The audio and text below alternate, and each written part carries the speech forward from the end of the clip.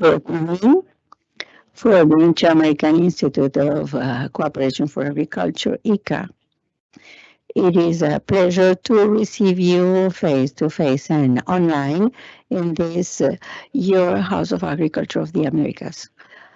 So we welcome you in this opportunity when we celebrate the event week of the digital agriculture. For that reason, we have our honor with the presence and we greet the distinguished members of the head table. Honorable Mr. Manuel Otero, Director General of IICA.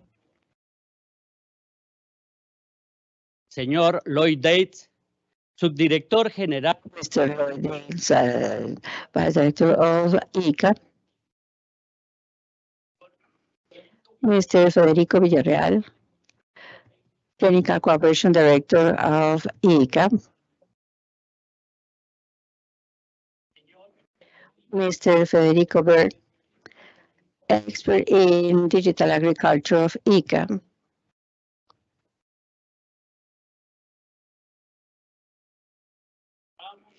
We are honored to greet Your Excellency Mr. Sulfikar Mustafa, Minister of Agriculture from Guyana. Your Excellency Mr. Esteban Valenzuela, Minister of Agriculture of the Republic of Chile, who will be with us through a video. Your Excellency Mr. Augusto Valderrama, Ministry of Agricultural Development of the Republic of Panama. Honorable Mr. Eduardo Izaguirre, Vice Minister of Development of Productive Agricultural Development of the Republic of Ecuador. Honorable Mr. Roy Lasso, Vice Minister of Agriculture of the Republic of Honduras.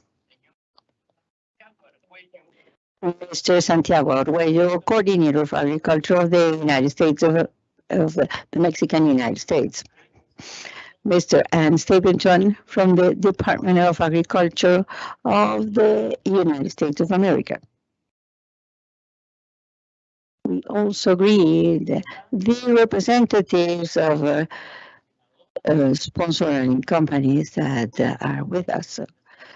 The representatives of startups, the director, the staff and officer of the IICA,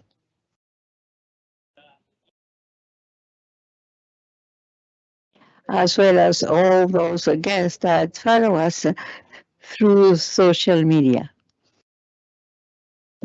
So be welcome.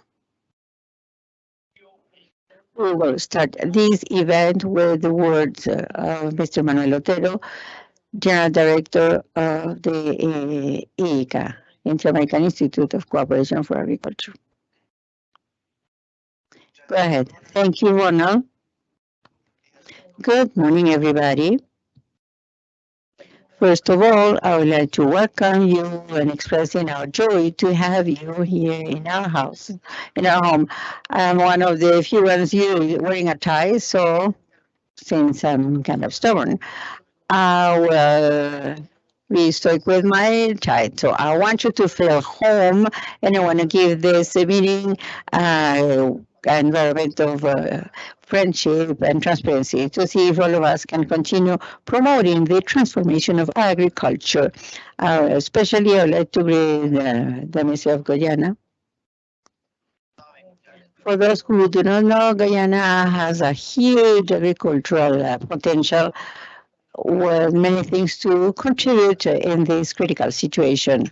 So I agree the Ministry of Panama, the Ministry of Ecuador, Honduras, Coordinator of the Secretary of Agricultural Development Secretary in Mexico, and Mr. N. Staple. I see you are a reference of this complex system of digital agriculture, representing the startups, the ministries, the incubators, investment funds, multilateral agencies. So we are the ones that have to be here, as well as the technical cooperation bodies to see the day after this week how we're going to push to progress.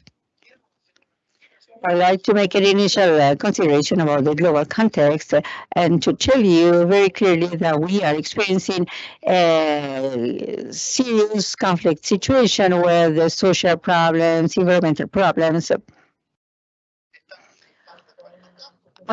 fitting back in where the pandemic has had a lot to do, but there is a war conflict in Eastern Europe affects directly and conditions the pillars of world food safety.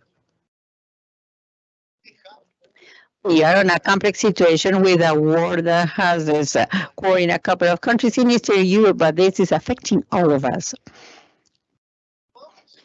Well, we can extract that Honduras' conclusion is food safety is up on the world agenda. And this is an instrument for peace. And those who were not clear about this before need to understand that now, because the situation is quite complicated. Our continent, this continent, is the guarantor of the food safety, nutritional safety of the planet. Without this continent, we will be in trouble, seriously in trouble. So all of us have a special responsibility, and you, as entrepreneurs, you know you have a huge challenge. In IICA, we said that for transformation of the agri-food systems, we need three things. To recognize the leading role of the stakeholders of the agri-food systems, and particularly the farmers, because sometimes they are left so they do not get the importance they deserve. Number two, science and innovation as the main engine to start these transformations, and as an input for better policies. And number three, recognizing that there are many things to improve, we used to say that agriculture is part of the solution, not part of the problem. We admit and insist that there are systems that can be improved. What we do not accept is that they are failed systems and everything has to start from scratch. No, there are pretty good things that are happening, and to some extent, thanks to you, there are and good things that need to continue, and there are many things to correct as well.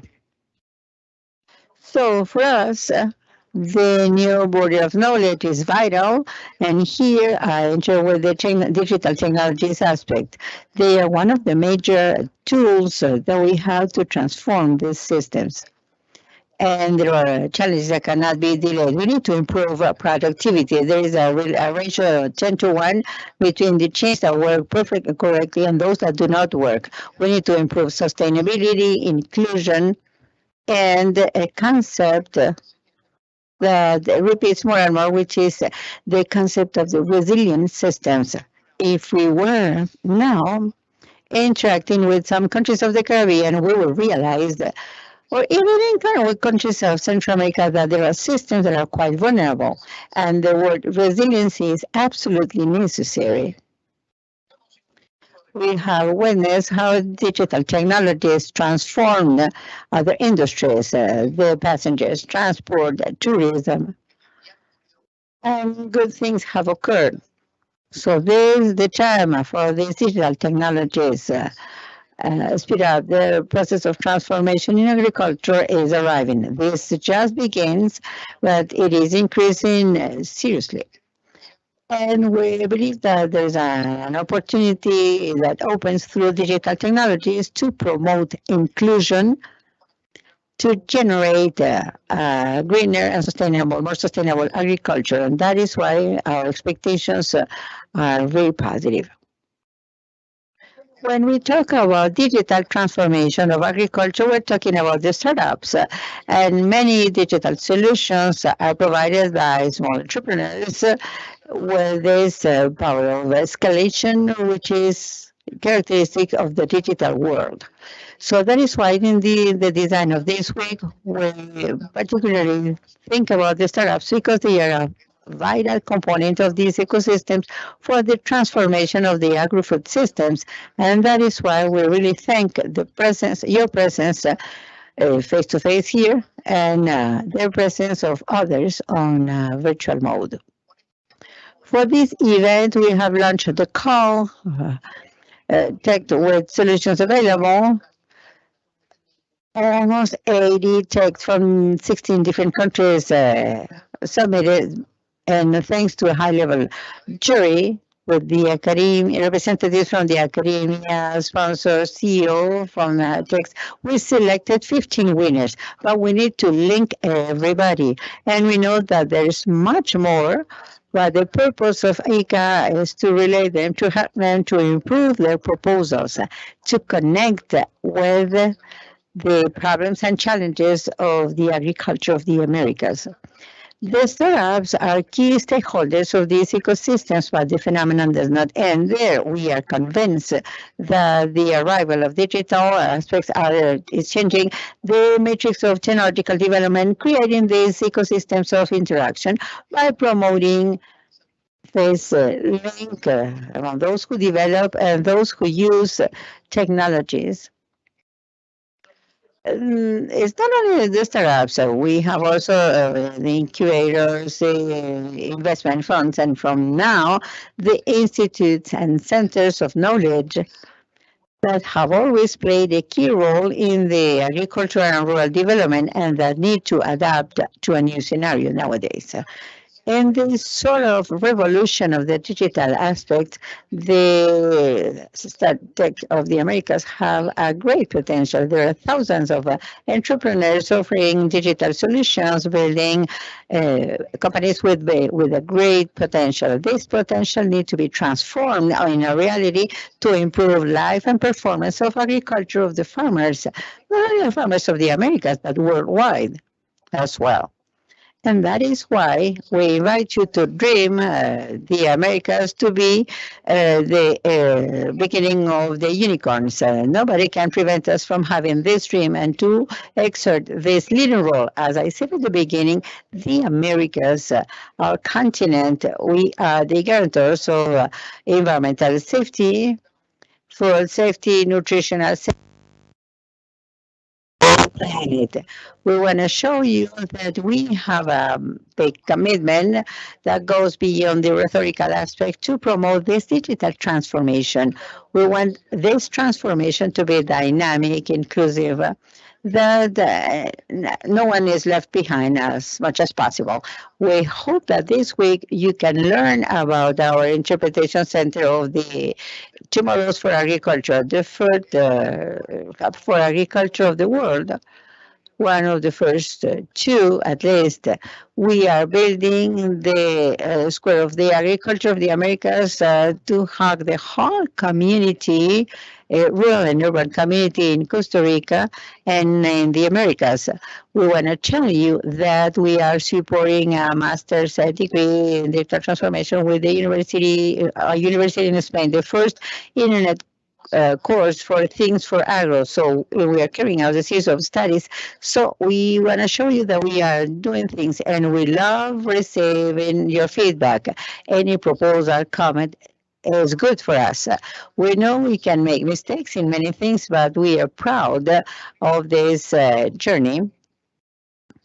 And knowing that if all of us act together, hopefully things we're going to simplify. IICA has a maximum body, the Inter-American Board of Ministers of Agriculture, that meets every 2 years. In 2019, they gave us the mandate to develop a network of AgTech in the Americas. So this is a step in that direction.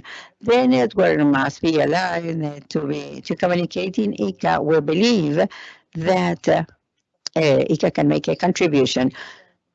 And this new scenario of technological development, pandemic, I would like to emphasize the partnership with Argentina, with Embrapa Brazil, with cooperative cooperation programs from different subregions in our America, because this is done all together and recognizing the complexity, but the encouraging thing of these challenges, which are very important. So this week that we start today, we want to materialize and give full content to this initiative. So IICA is an institution that builds bridges between public and private stakeholders, topics, continents. We emphasize that from the Americas, we look at the world.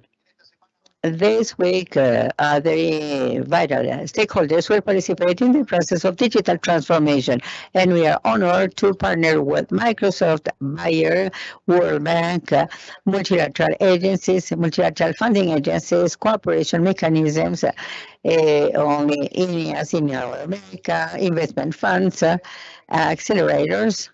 So we thank everybody for your presence, and you will have the opportunity to intervene, to speak, and to share with us this week and hopefully beyond this week. So consider the IICA as a promoter of the collective action for this transformation. So with these words, I would like to leave inaugurated the week. I hope you feel this as your week, that you exert a real leading role. And if you let me, the Federicos, I would like to move to the first panel with the ministers of agriculture of countries of the Americas, with whom I would like to have the opportunity to first to listen to them and to exchange points of view of what they believe, they consider as the real importance of digital agriculture. So if the organizers allow me, let's watch a video from the Minister of Agriculture from Chile, Mr. Esteban Valenzuela, a man committed with local development aspects, with environment aspects, to see what he has to tell us about the topics of digital agriculture, okay?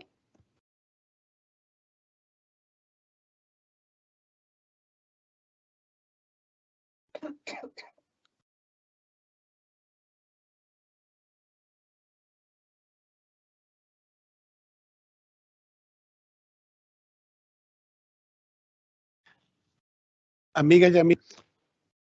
Friends from Costa Rica and Latin America and the Caribbean who had this great idea of the week on digital agriculture that the director of the ICA has promoted.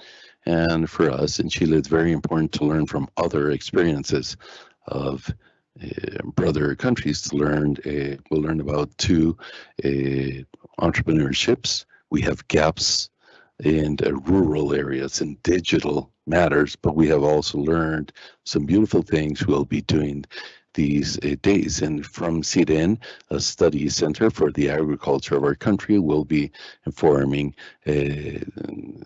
open information, use of floors to promote for everyone to be farmers with data use and with efficiency, mainly in the use of water, which is core.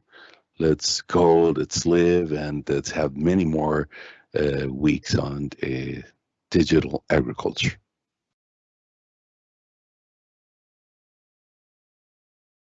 I would like to thank Minister Valenzuela, who is reminding us that we will discuss this week will serve to close gaps and not to make them bigger. We have many gaps, and in this case, digital agriculture has served to include, and of course, to generate more and better life quality in rural areas, and also to serve as a bridge with urban areas. So without further ado, Federico. Otero, well, thank you very much, Manuel. Good morning, good afternoon to those who are here present and through social media. So we're going to start this discussion table together with ministers, prime ministers, and officials of different institutions of America. The idea is to have a discussion where we can learn about the vision, the thoughts, ideas of present authorities regarding digital agriculture. Digital agriculture as a tool to resolve issues and challenges that agriculture has in different countries of America. So without further ado, I give the floor to Minister from Guyana, Zulfikar Mustafa, for him to share his views or opinion regarding which are the main challenges of agri-food systems in his country, in Guyana, and how he thinks that digital technologies can contribute to face or to resolve these issues. Minister, please go ahead. Thank you very much, Director General of IICA, Dr. Manuel Otero, other dignitaries on the panel. First of all, let me thank you for this opportunity to discuss how the digitalization of the agriculture sector can help us to address the challenges facing the agri-food system. If the agri-food system is to transform, digital technology must play an integral role in the process, as it will solve some of the challenges that we face as a region. These challenges include high trade costs, vulnerability to climate change, environmental and external economic shocks, weak infrastructure, lack of modern and creative financing mechanism, outdated extension services, limited application of technology and uptake of research and development, and barriers to interregional trade, amongst others. As a country that is advancing the agri-food system in the Caribbean, we recognize very early these constraints. And as a result of that, this week we'll be having a massive agriculture investment forum in Guyana. We'll be having international, regional, and local investors coming together to put their heads together, also with donor agencies and other interested stakeholders, so that we can work as a region in CARICOM to reduce our food import bill. As a result of that, we have at the 33rd intersessional meeting of CARICOM Heads of Government, His Excellency President of Guyana, Dr. Mohamed Irfan Ali, would have presented to that forum how the impact of our food import bill in the Caribbean and how we can reduce that. As a result of that, this week we'll be having that big conference, and I'm hoping at the end of it, we can have a number of investors to challenge the constraints that we are having in the Caribbean region, because as you all know, the Caribbean region is prone to disaster and also economic shocks, a small island developing states. And we have to work with our big partners, work with our brothers and sisters in Latin America to ensure that we combine together as a force to be reckoned with around the world. Because as a region, Latin America and the Caribbean, we are being seen as the food basket of the world. And we must ensure that our voice is being heard, so that when opportunities come, we must ensure that we enjoy those opportunities. These myriads of challenges faced by the CARICOM region serve as a threat to the development of a sustainable agri-food system, as I was saying, that can contribute to the achievement of the region's food security and economic goals. Digital technology can help to address some of these challenges in the following ways: market integration through increased systematic understanding and monitoring of national, regional, and international market demand, and increasing access to this information can be achieved through the implementation of an e-agriculture strategy. Interventions are currently underway in the region to develop the CARICOM e-agriculture strategy. We are grateful for the support being received from IICA in this regard. The e-agriculture strategy aims to improve producers' competitiveness, incorporate greater climate-smart technologies in the production process, increase interregional trade, and improve market infrastructure and connectivity, especially for small producers. Additionally, through IICA and CARICOM, we have developed a government-to-government app so that in times of excess or shortages, quick communication and trade can be done. Work is also being done on a business-to-business app to increase trade. Further, with digital technology, greater productivity can be gained through the enhancement of the monitoring of soil and plant parameters and the collection of real-time data to help in decision-making. In Guyana, our Rice Development Board have developed a digital enhancement program with the assistance of the FAO, which has strengthened the rice production monitoring system. This has enhanced the process of collecting production field data, such as sowing, harvesting, yield, loss, etc., and made it automative to provide data more reliably and efficiently. Digital technologies such as mobile phone, soil testing kits, digital planting, and harvesting equipment are critical in helping farmers to obtain the information they need for making more informed farm management and market decisions, and promoting a transformative agriculture development that is more productive, resilient, and food secure. We look forward to the continued technical assistance of IICA as a valuable partner, as we continue to integrate digital technologies in the agriculture sector and work towards the transformation of the agri-food system. Thank you very much, Mr. Chair. Muchas gracias, señor ministro Mustafa. Thank you very much, Minister Mustafa. We value your vision and words regarding this topic, which will be, without a doubt, important input for our discussions this week. We welcome the Minister of Agriculture of Panama, Augusto Valderrama, who just joined the panel. And we give the floor with the same condition as before. Minister, would like to know your vision, your opinion on how digital agriculture can become a core element to face the challenges of the agri-food system in the region and in Panama. Please go ahead, Minister. Good morning. The Minister is arriving in 5 minutes. I'm connecting him for him to be able to participate. Thank you for informing us. So now we give the floor to the Vice Minister of Ecuador, Eduardo Izaguirre, with the same question. Eduardo, you have a few minutes. Please go ahead.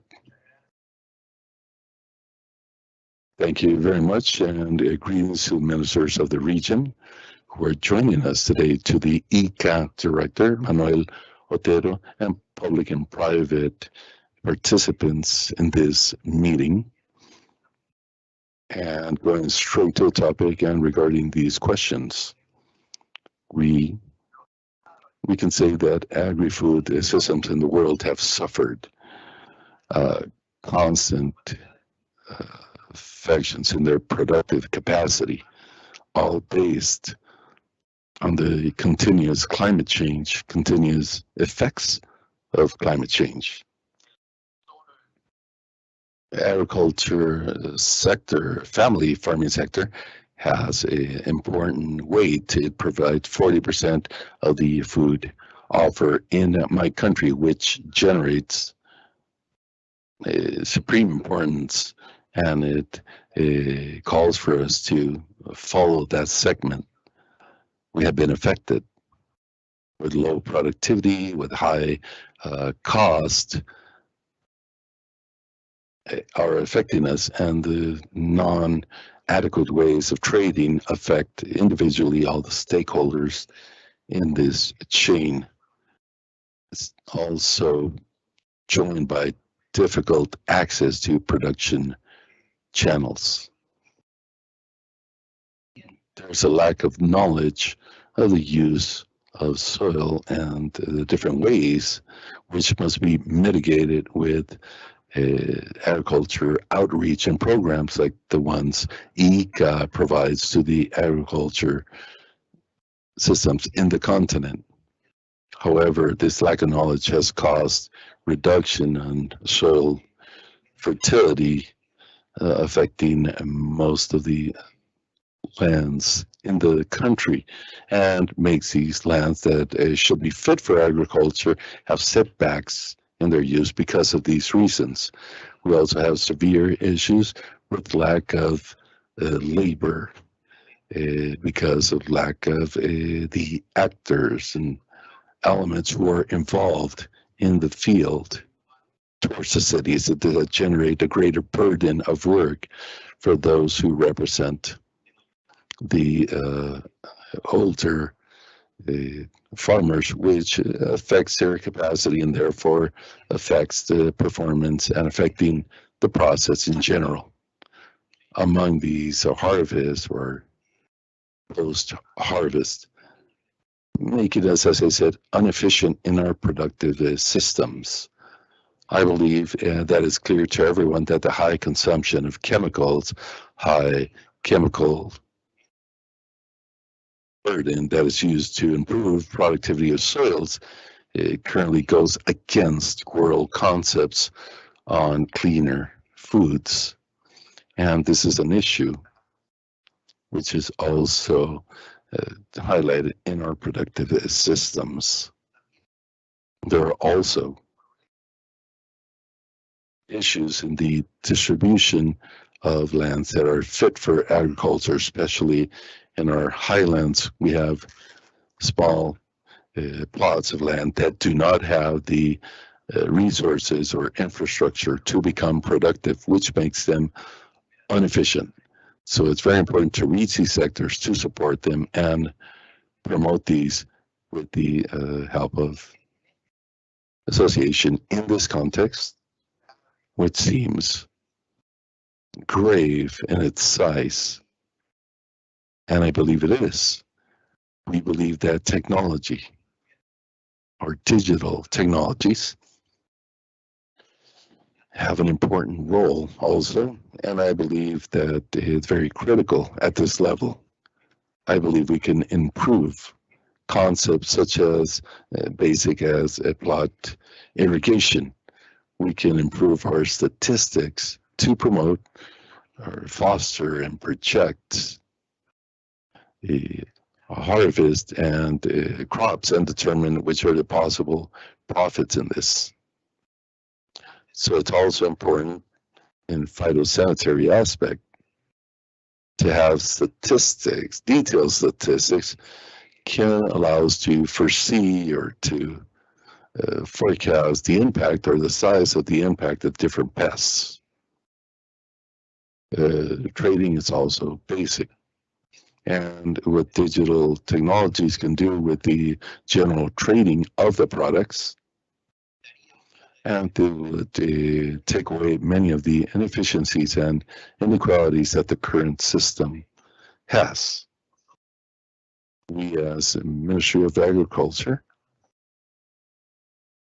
are up to times, but there are very clear concept specific pillars of what technologies, the role of technologies that is almost critical to be able to develop small producers in the country. Thank you very much. Thank you very much, Mr. Izaguirre. And continuing this discussion, we would like to give the floor to the Vice Minister of Agriculture and Livestock, Honduras, Roy Lasso. If you can hear us, Roy, you have the use of the floor at this moment for you to share your thoughts and views regarding digital agriculture and its use to face the challenges of agri-food systems in your country. Good morning to everyone. Greetings to all the colleagues of Latin America. Special greetings to Manuel Otero, IICA Director. And I believe that digital agriculture nowadays is a highly important topic for each one of the Latin American countries. And we have seen this as the tool which will allow us mainly to improve our crops productive systems with a more effective decision making. As far as the directors and the upper management in the Ministry of Agriculture and Livestock in Honduras, mainly in Honduras, some of the threats we have of the free trade agreement as far as special crops such as onions, potatoes, rice, maize, where we need to monitor these planted areas. We need to learn about the production of our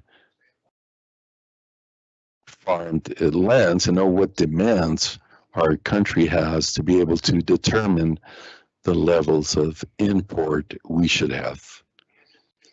In this regard, it would be a very useful tool, and as mentioned by the ones before me, we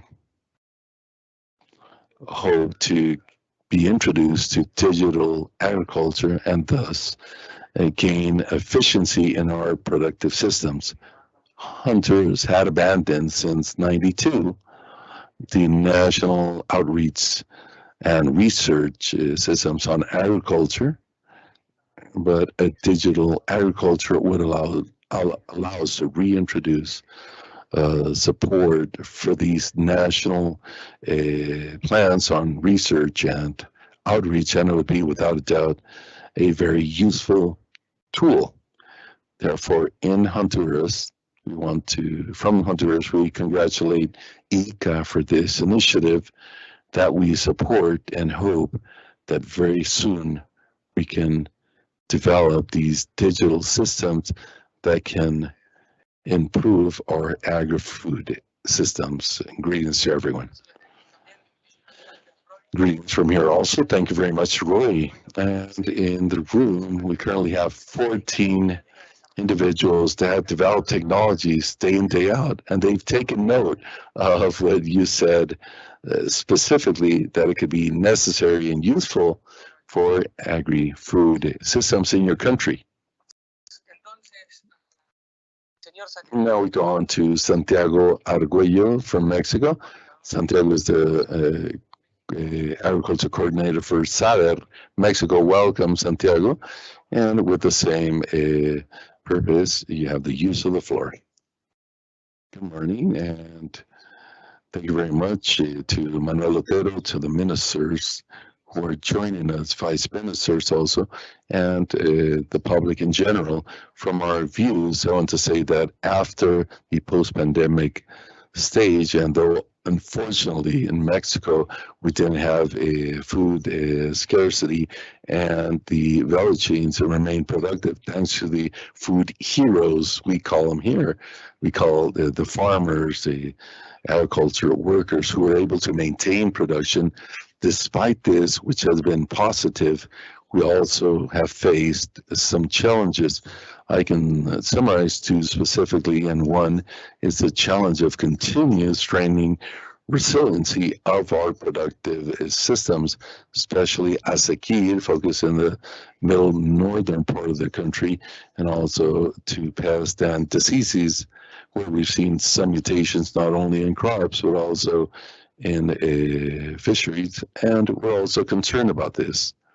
On the other hand, another big challenge is maintaining equality conditions necessary to achieve for our agri-food systems to be, in fact, sustainable, because more than ever, today, these are being tested with the pandemic, and thank God we're also about to overcome this, but with this geopolitical system in Europe, is affecting. So maintaining equal opportunities for our farmers to continue providing safe, healthy products that are accessible to all the population throughout our country. But this also, we have some logistic challenges, and thus continuing to provide to the food security of the world. And as I said, with the geopolitical issue in Eastern Europe, we have been great needs of basic grains, basic foods, and as a consequence, this increase in production costs gives us the mandate as official Secretary Villalobos to incur in very accurate farming with local ingredients, with agroecological practices that allow proper soil management to maintain productivity, and on the other hand, to mitigate gradually the use of external the use of synthetic fertilizers in Mexico, close to 6 million tons, and the two agriculture cycles, spring, summer, and fall, winter, and basic grains. We use half of these, and much of this is still imported. So in this mandate, the challenge is to not, without sacrificing a gram on productivity, but minimizing the use of these other ingredients, and to use in the medium and long term to think that Secretary Villalobos has is on that less tons of water per production, and also metric tons, to increase the metric tons of productivity per hectare, to increase productivity. And with all this, we consider that digital technologies are core, from soil analysis, technical, remote assistance, either done by region, productive processes, to different processes of agriculture, direct trade, is one of the great lessons in this pandemic, and all this will allow us to make more efficient our supply chains to facilitate access to food, as we said, to all the population, and mainly that is affordable. And here, it's highly important to be supported by other public policy instruments.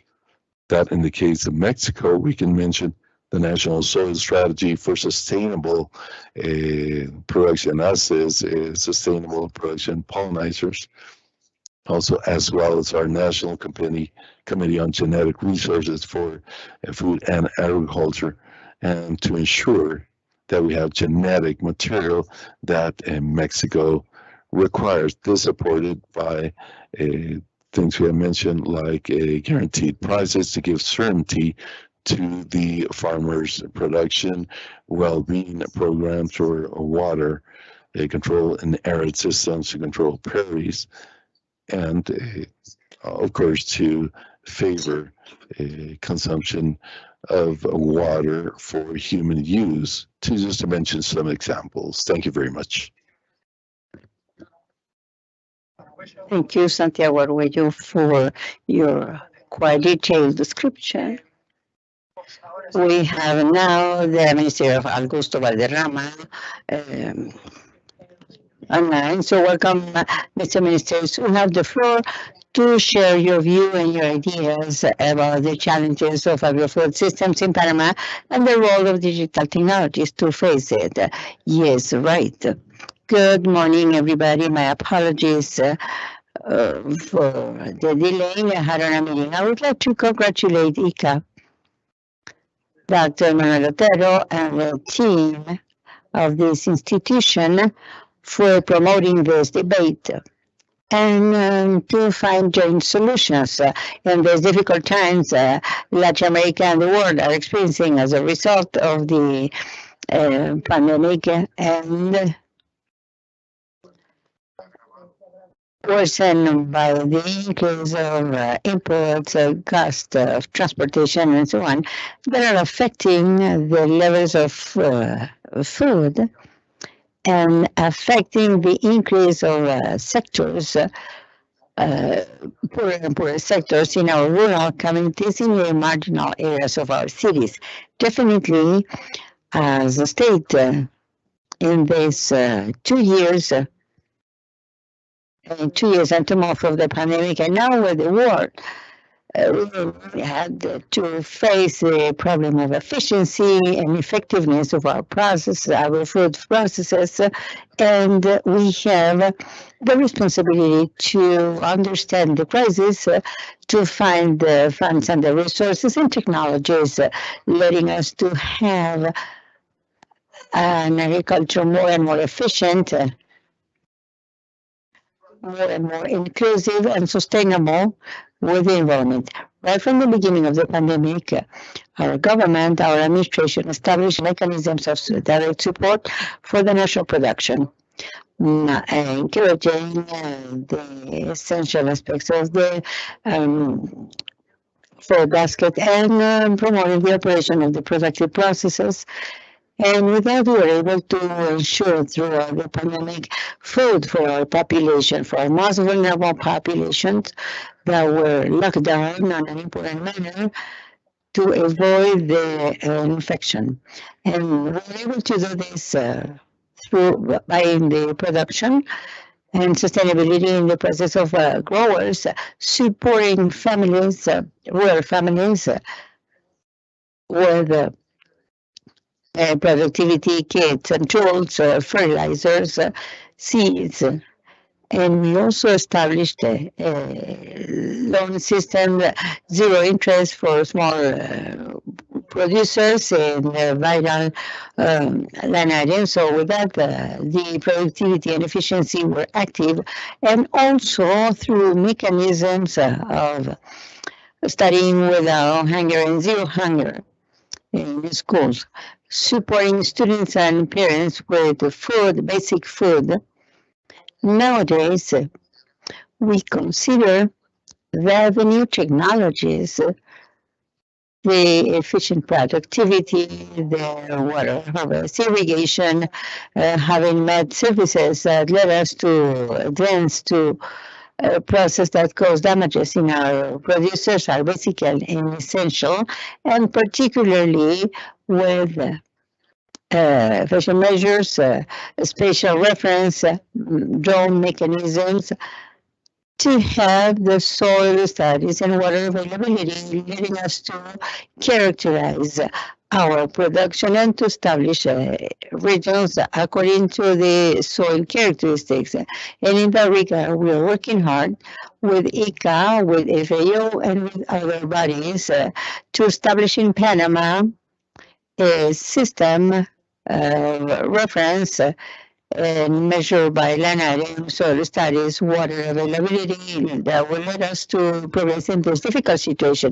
Now with the inputs price increase, we are experiencing another situation. As a small country, 4 million people, it is difficult for us in the face of the big powers and large countries that are that demand first that require fertilizers difficult to find in the market. We're working with the Ministry of Foreign Affairs and other organizations to supply our producers with fertilizers, vital fertilizer for first need products or commodities, especially rice, maize, and beans that imply the higher demand of these products. In our efforts, promoting the use of biologic products, natural fertilizers, distributing products of manure-based products from chicken, pig, fruits, and coffee in order to produce organic manure and to support and palliate somehow the crisis. And to ensure in this period 22-23, the crop of our important products, and we are looking for funds to obtain and buy products for producers to be encouraged to produce, knowing that we are ensuring the sustainability of the prices as well as the purchase of products through the Agricultural Marketing Institute. We distribute them to the most vulnerable areas through fairs, through popular stores for the most vulnerable sectors affected by the inflation, have an alternative to obtain more economic products available for popular sectors. We consider that these kind of meetings by means of our Council of Ministers of Central America and the Caribbean, through the different organizations, we need to work to go deeper for our region, which is hardly affected, and for us to be able to mitigate this negative effect that will occur and that is established by FAO on millions of people that will see affected in food provision in quantity and quality. So we remain at your service to continue working, as mentioned, these 3 years of the government to strengthen the agricultural sector. We see peace in our territory. For this peace, so the peace of the agricultural sectors ensures the peace of the rest of the country. So we have a dual responsibility to produce food, to avoid migration from to cities and from cities to other countries, creating social and political instability, even federal government risk, and it is vital. And just with a more equitable society, more inclusive and participatory society, where food and conditions, essential conditions such as health, culture, education, and any other series of advantages get to the rural areas in order to prevent this incentive that the best life quality in the city is affecting the productivity and efficiency of our field.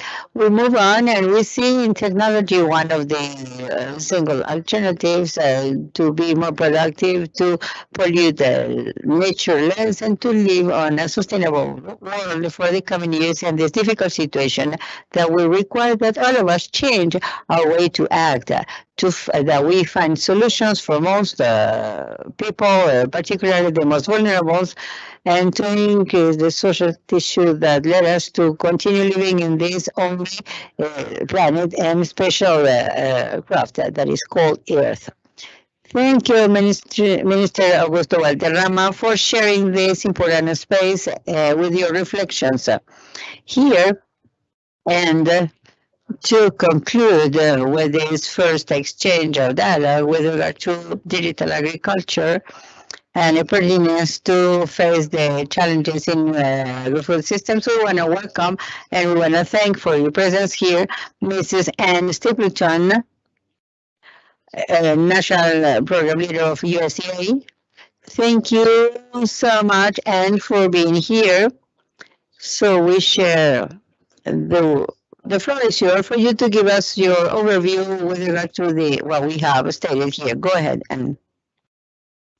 I am honored to join IICA and to present the digital technology perspective from the United States Department of Agriculture.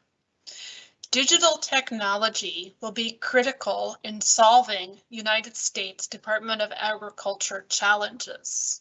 These challenges include addressing climate-smart agriculture, advancing justice, equity, and opportunity, creating more and better markets for producers and consumers at home and abroad, and tackling food and nutrition security. We see digital technology as key in all these challenges. For example, in minimizing the environmental footprint of agriculture, in developing and systematizing new technologies and entirely new systems designs for higher value in products of agriculture, in increasing local food production and developing and deploying novel types of labor-saving technology. Automation and remote sensing are already in widespread use in agriculture in the United States. We will focus in the future on engaging the stakeholders in inclusive and collaborative partnerships, building the infrastructure and the policies that will support innovation in production with all of our stakeholders of all types, and in building the infrastructure, regulation, and policy necessary for new types of climate-smart finance. Digital agriculture, of course, will require careful attention to security, privacy, and ethics in the same way that is common for digital transformations in other aspects of our economy and society. The U.S. Department of Agriculture will address these priorities to improve lives and livelihoods across the United States of America. Thank you. Muchísimas gracias. Thank you, Anne. We have had so far an exchange that provides a lot of ideas based on the two things that we have sent to high officers present here. There is no question that everything said here is a big input to work not only this week, but in what comes after this week, and to see how, in conjunction, we can promote the digital transformation in agriculture. Short announcement, and apologies, we did not say that. We have simultaneous interpretation. The only thing you need to is to link the headset to the microphone and to choose the corresponding channel. We have simultaneous translations into Spanish, English, and Portuguese. So going back to the dialogue, and because of the time we have and to close it, I would like to give the floor to General Director Manuel Otero for him to make a comment with regard to the things mentioned here so far. Thank you, Federico. I really thank the ministers, Vice Ministers, Mr. Ann Stapleton, for your valuable contribution. I would like to start by rescuing the indications made by the Minister of Guyana.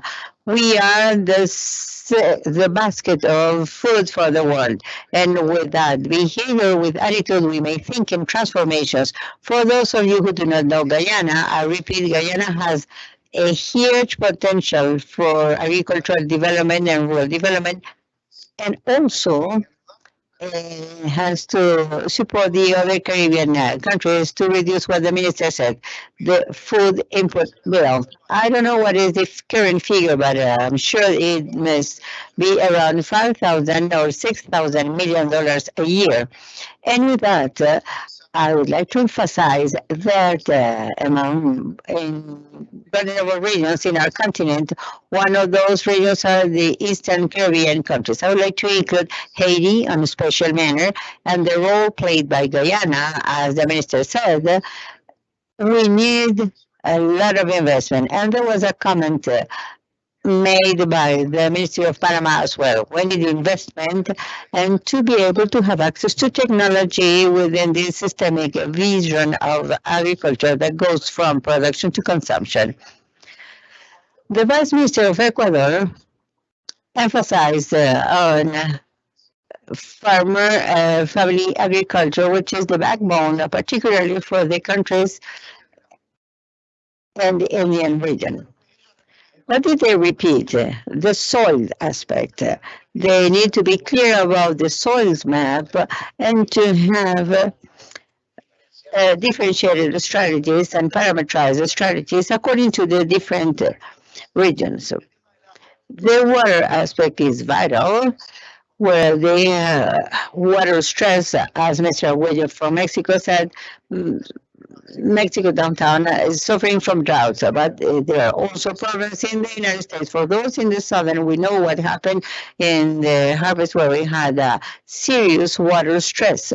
This is vital. The other topic mentioned was pests and diseases. We need to monitor systematically and to see how the map of pests and diseases changes to make decisions in this regard. Extension aspects, this is vital. New approaches of extension, of digital extension, thinking that there is no universal packages for the producers and that we need to make proposals focused according to their characteristics. Marketing aspect. I believe one of the participants talked about virtual commerce, and I want to say very proudly that IICA, along with FAO and IICA in Central America, we're going on the third virtual round of marketing, generating businesses for probably $80 million. And I believe that arrived to stay. And this is one of the things we do. The precision agriculture, we are experiencing a huge crisis in the production of agrochemicals and fertilizers. We cannot continue with those approaches that say, okay, let's have a technology package. Fertilizers are not expensive. No, the topic is serious. Precision agriculture came to stay, and I believe there you have a lot of contributions to make. My intention is not to make a balance of everything. I just want to say that ministers and vice ministers transmitted urgencies, challenges, and in ICA, we're not going to stay cross-armed. We're going to continue helping them because this is one of our responsibilities as technical cooperation organization. Thank you, Manuel, for this complete summary of the events stated by those who participated and are participating in this panel. So now, with Manuel's words, we're going to close this panel. We know there are many more things to say. We're clear about that. Ministers, vice ministers, officers present here, and probably will have more details to share. But the space that we had for this opening is about to end. And the idea of this week is everything that may happen next, any contact and conversations that may come next.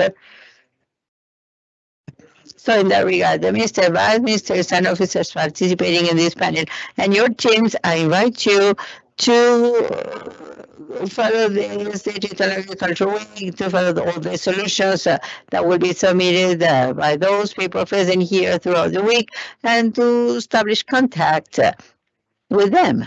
The idea is to build bridges, as Manuel said, among countries, between regions, and between topics. And what we have here, this first dialogue we have here, as a first tool for them, is a first tool for them. So with that, we conclude, especially thanking the ministers and vice ministers and officers, Manuel, Aloide, for this first block, and automatically we move to the second block, if you agree.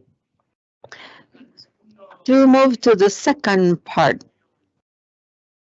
before a break, just to tell you that we're going to have a break sometime. I will give the floor to Federico Villarreal, the Director of Technical Cooperation in ICA. He will share and he will detail the technical agenda and the model of technical cooperation of ICA, and then with a presentation on my behalf to talk about digital agriculture. Federico, go ahead. Thank you, Federico. Welcome, everybody, to ICA.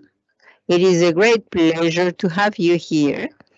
As Federico just mentioned, this is a shared presentation. I will start with a general overview for us to understand how digital agriculture is embedded within the model in ICA. And Federico will give you more details about what is it that ICA is doing or is planning to do and is working somehow to progress all together, to coordinate and to bridge cooperation bridges, to build cooperation bridges. So to start my short presentation, let me share my screen. Good. First of all, something that was mentioned before in a very important manner is related to knowledge management, working in the borders of knowledge management around promoting the articulation to find responses to problems that affect the hemispheric agriculture as well as the agriculture in countries. Some precisions about the cooperation model in general. Cooperation model means how some technical actions are organized in ICA in order to provide tools, actions, and solutions to the country problems. Two things or two elements, two big venues in the words of the General Director that organize and are being built right now. First, an observatory of public policies for the transformation of agri-food systems. The idea of the observatory is aligned with two levels that are articulated. We are looking to articulate in the most appropriate manner. One concerns providing information about the different policies. Policies are actions the country has made around problems they face. In a second level, related to analyzing this information by generating dialogues between reference stakeholders directly involved with this kind of problems. Digital agriculture is one of them. There are some policies, probably very few, according to the progress made by digital agriculture in the agriculture of countries. And here I would like to emphasize that when we talk about the Americas, we are talking about the Caribbean countries and big countries with a broad diversity of problems, situations, and insertions. For example, the southern cone. The realities are different, but the same culture unifies us or the same logic. So conciliating this is part of the challenges we face from IICA and part of the answers we're looking for from the observatory in order to advise countries about what policies or how policies may help to solve problems they face. And just seeing and proposing is useful, but it is not enough. We are also working on a coalition for the capacity building for transformation of agri-food systems. You are very important stakeholders in the acceleration process in the transformation. There's in the mankind history there has always been transformations, but the one right now and the COVID-19 speed up even more that needs human resources and training that build the skills to provide the answers. That is why these are the two big venues with the leadership of the General Director organize an important part of the technical cooperation being stated today that we are building right now. In what areas do we build? Technical and disciplinary areas, in principle. 6 areas quite discrete, we could state that could be stated somehow. International trade and regional integration. We have been working for many years in this topic, but during the Dr. Otero management, the trade aspect reappear, and so we emphasize this a lot in commercial promotion as well as regulations, convergence, innovation and bioeconomy, climate action and agricultural sustainability, agricultural health, food security and agri-food quality, gender equity and youth.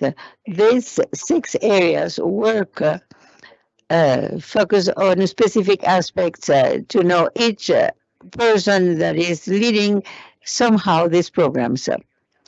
I did not forget, but I wanted to leave this to emphasize at the end the agri-food digitalization, which deals with the presence and incidence of digital agriculture in these 6 general areas we're working. As I mentioned, this involves the cooperation model from the logic of knowledge management, involves articulation with different stakeholders to build bridges, to generate cooperation, and mainly to provide solutions to the problems in the countries and in the Americas. That is why to find answers to our approach, this alone from each area is not enough. So the reality is complex and it involves an important part of these topics. That is why interdisciplinarity and networking is a key element and it is somehow the philosophy we work with. That join us and provide solutions to the problems. How do we look for from each one of these different areas? And we look the best articulation among all of them to get the best response. How? There's there's a different way to approach this. To find solutions, we need resources, not only human resources, but also economic resources.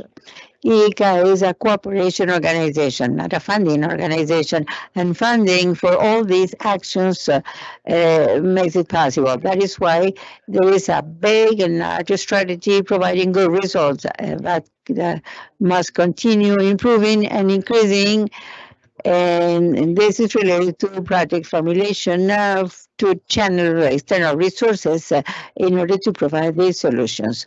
So you will meet another one, our project director. He is leading all this project area and the linkage with external resources to obtain and to concretize these responses.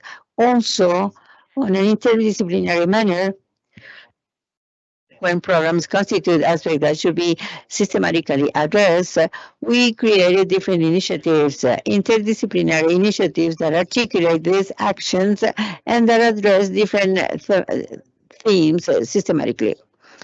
Just to mention three, we have the initiative of Living Soils of the Americas in relation to one of the programs just mentioned by the ministers. And it's related to soils issue. The problem of soils with regard to the solution to problems of the soils, as well as to visibilization with regard to resiliency and climate change that soils provide. And they are not necessarily completely visible. And they make one of the big discussions stated recently about the role of agriculture as part of the solution of climate problems. It is not the solution. That's why it is part of. But for sure, it contributes to that. We consider that it is key from IICA to make it visible and to empower this vision systematically. So that is why we have this living soils, the coalition cash, a global coalition. Precisely when we're working from IICA and farm innovation, which is also related to climate change, as the title reads, but it's also related to a global coalition that pursues aligning the vision of agriculture based on climate issues. And something that was also mentioned that I believe is key, because you will also participate with some of the secretariats in which IICA works on cooperation mechanisms. Cooperation mechanisms are sub-regional structures that cover specific issues or topics which involve 2 or more countries in some cases. Here we have the 9 technical ones, and we have other 3 which are political, not part of this presentation, but are also part. And each one of these mechanisms, and I insist, have different structures and respond to different things. Some are in innovation, like Procesur and Procinorte, funding like Fontagro, linked to organic agriculture like CIAO, food safety, COSAVE, Prosagro, health, animal health, CMP, and market prices as OIMA. All these mechanisms are of the countries, and there's IICA intervention for their work, either in their legal representation or things that make operational the different decisions that are made. And now getting close to the end, to give the floor to Federico, 3 final slides.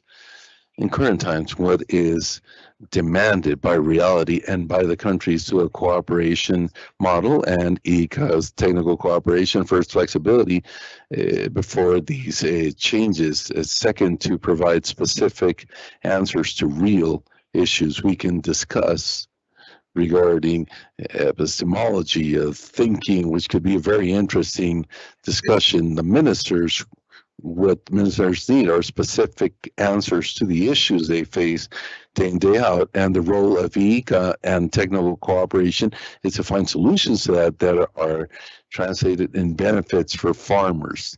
Many of these demands are explicit permanently. One clear and historical in IICA's demand for innovation, for channeling innovation on how to innovate, and specifically in latter times for digital solutions. And for that reason, IICA's interest to respond to that demand of the countries. And for that reason, it's our interest to work together to find those answers. And how? Well, somehow. Initially, how do we find these demands and how do we give an answer to these demands? Someone and listening to those who have the issues, ministers, farmers, different country institutions, and for these answers to be timely, flexible, and certain. It's no good to receive a late answer to an issue if we had the problem. So we need to be fast and understand and adapt that answer to reality, and for it to be as precise as possible. It's one of the biggest challenges we face. Finally, identify resources for these solutions to become concrete. The human resources, financial resource, and institutional resources for this to happen. And to wrap it up, I'm going to cite Manuel in his speech.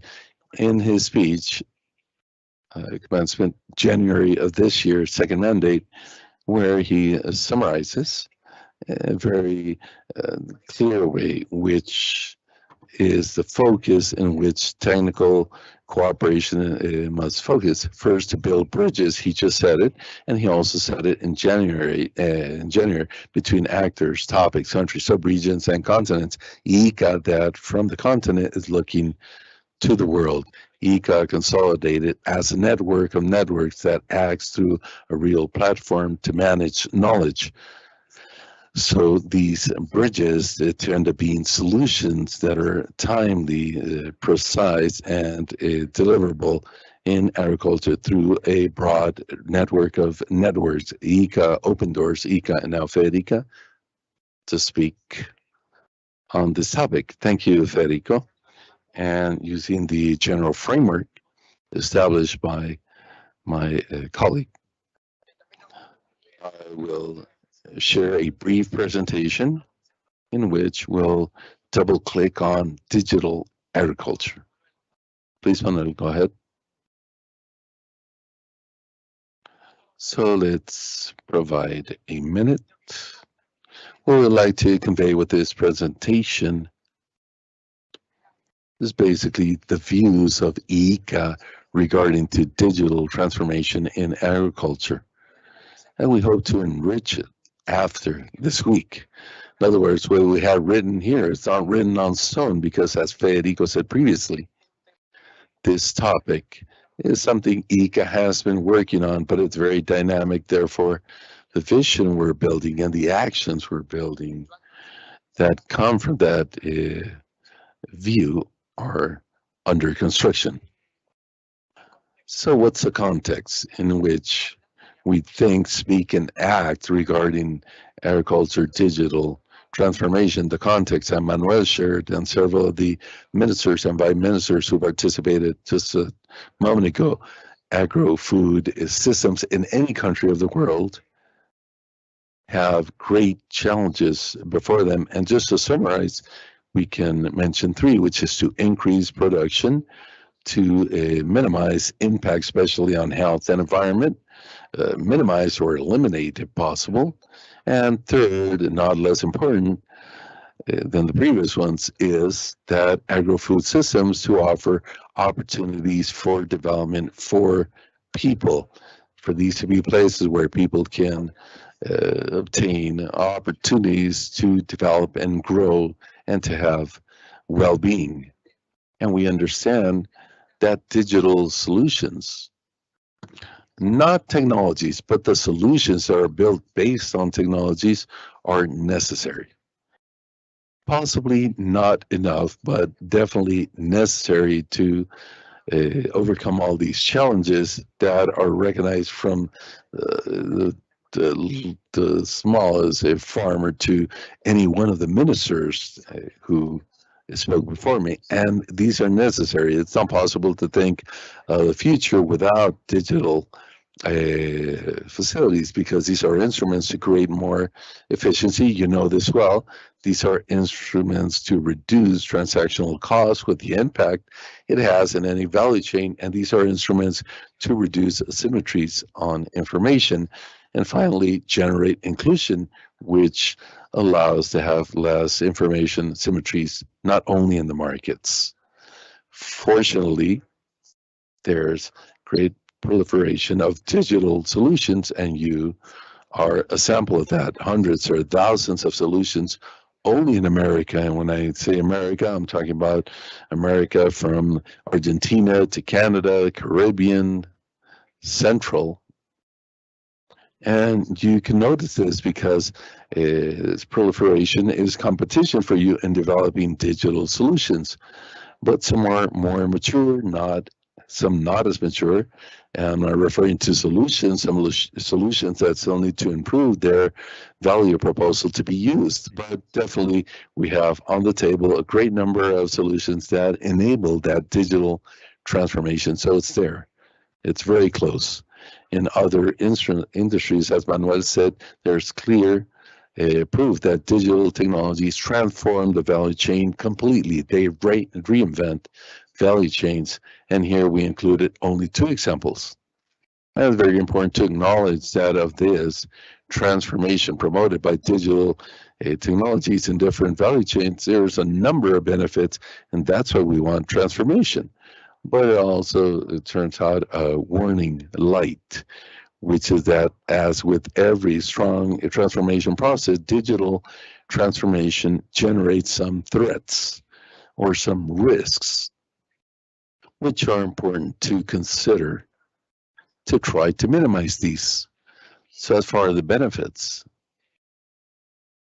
we can speak a lot, and you can speak a lot about the benefits that digital solutions have in agriculture.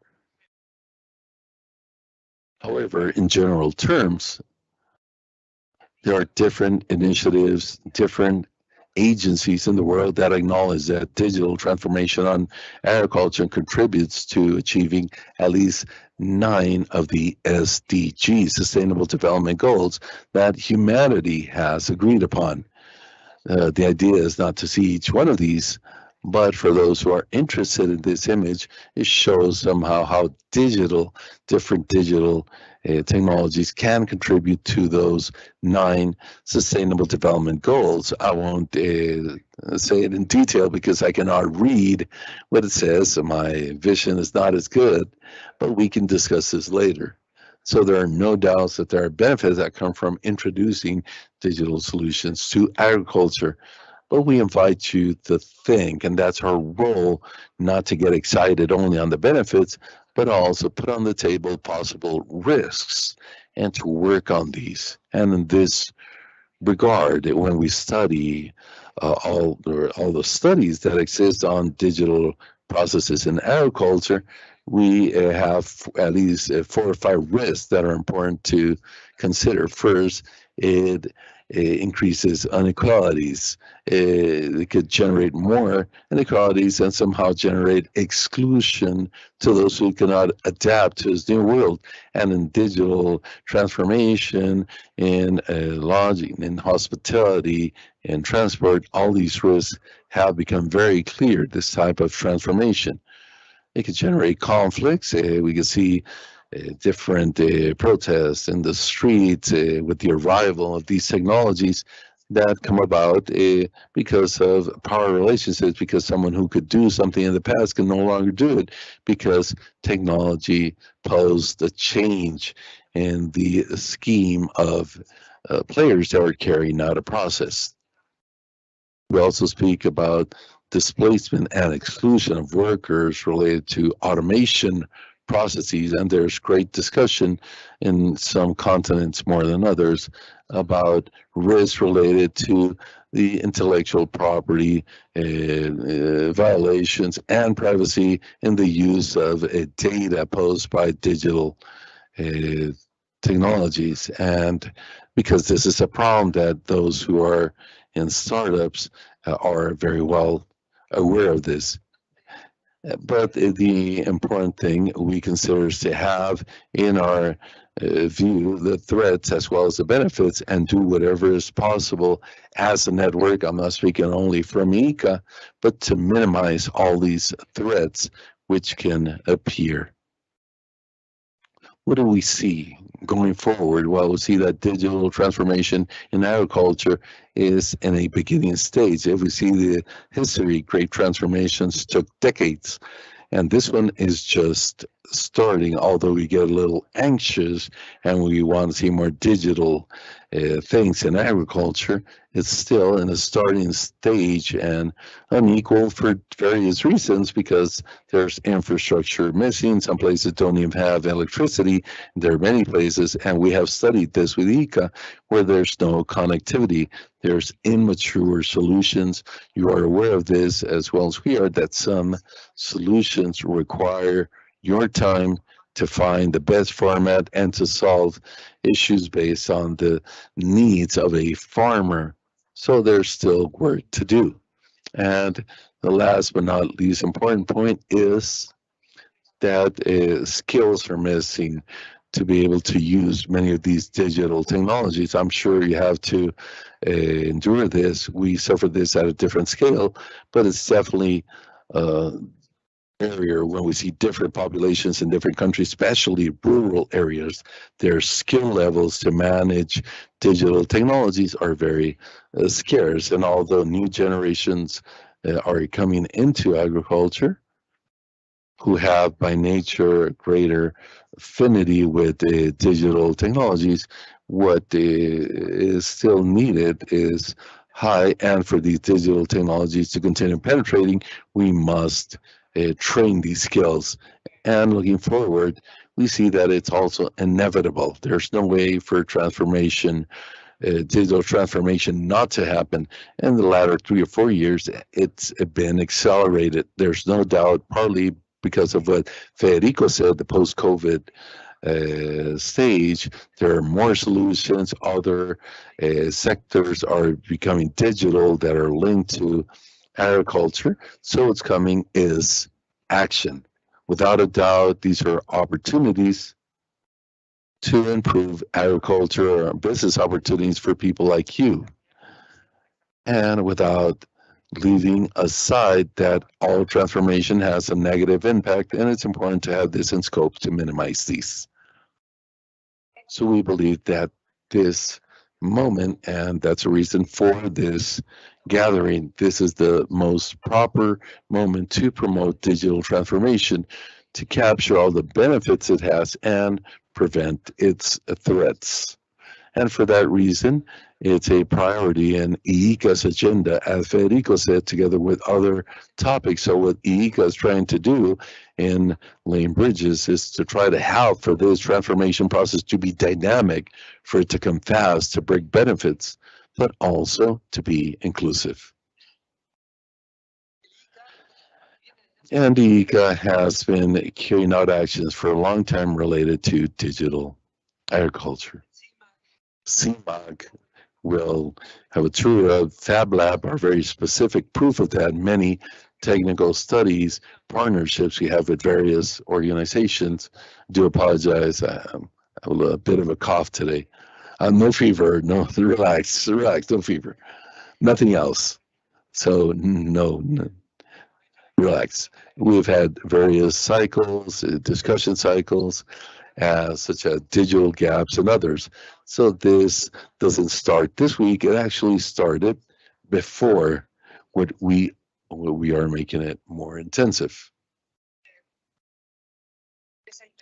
So in this intensification, there's 4 lines of action or 4 different venues of work. The first one is related to technologies and experiences. We're trying to identify different technological solutions, experiences, and to share these. Getting to know you is part of that. And not only you, but close to the 80 who applied for this meeting and who we want to continue relating from now on. Adaptive solutions, how we can have from IICA that the solutions you develop are adapted to the various realities of agriculture throughout America and to the various contexts. You well know that to take one technology from one context to the other, it's not something automatic. We must work and adapt each situation, and we want to help with this matter. And from what we mentioned before, a very special working venue is the training of digital skills. We want, together with the training centers, to articulate experiences for training people to have more skills to use digital technologies. And finally, because of an IICA's nature, not less important, is to collaborate with the member states of IICA, the countries of America, in designing initiatives or designing policies to promote digitalization in the different countries. And to close off, the Digital Agriculture Week is an initiative, it's an action, which is part of what IICA has been doing in digital agriculture that somehow is designed with the idea to potentiate what IICA has been doing going forward. So it's a space, and I share with you and whoever's following through IICA's social media, it's a space to exchange ideas, experiences, everything that could come about to see how we can together or as a network promote digital transformation in agriculture for America. And those who are participating virtually, I would like to invite you to send your comments, questions, and as if we can, we'll go ahead and entertain those questions here. And as Manuel was saying initially, in the era of digital, I don't know if you can feel this, being within, being a protagonist, the different ways in which innovation is reconfigured and the way in which technologies are developed. There are now new actors that didn't exist, even startups, and the amount of startups is different, the accelerators, incubators, investment funds, the links between them, and research institutes in the countries which have always had a key role in developing technologies. All that map is changing, and we can visualize that the startups, you are core stakeholders in this scenario, in this new scene, and especially because you're offering many of the digital technologies. You're not the only ones, but you are the ones who are mainly offering digital technology. So when we were designing this week, we emphasized in startups, and we made this invitation to be part of the week. And go back to what Manuel said initially today, because of space and resources, we have 15 were chosen by a jury, but we invite the rest to maintain a relationship with the IICA, because this is just starting. And as a summary, and you know this because you went through this, but there was more than 75 requests from 16 countries. There was the first pre-filter or selection, which was to keep those options that had all the data we requested in full. And as the summon stated, to have the digital transformation ready, because the idea is to learn about these and to start using these.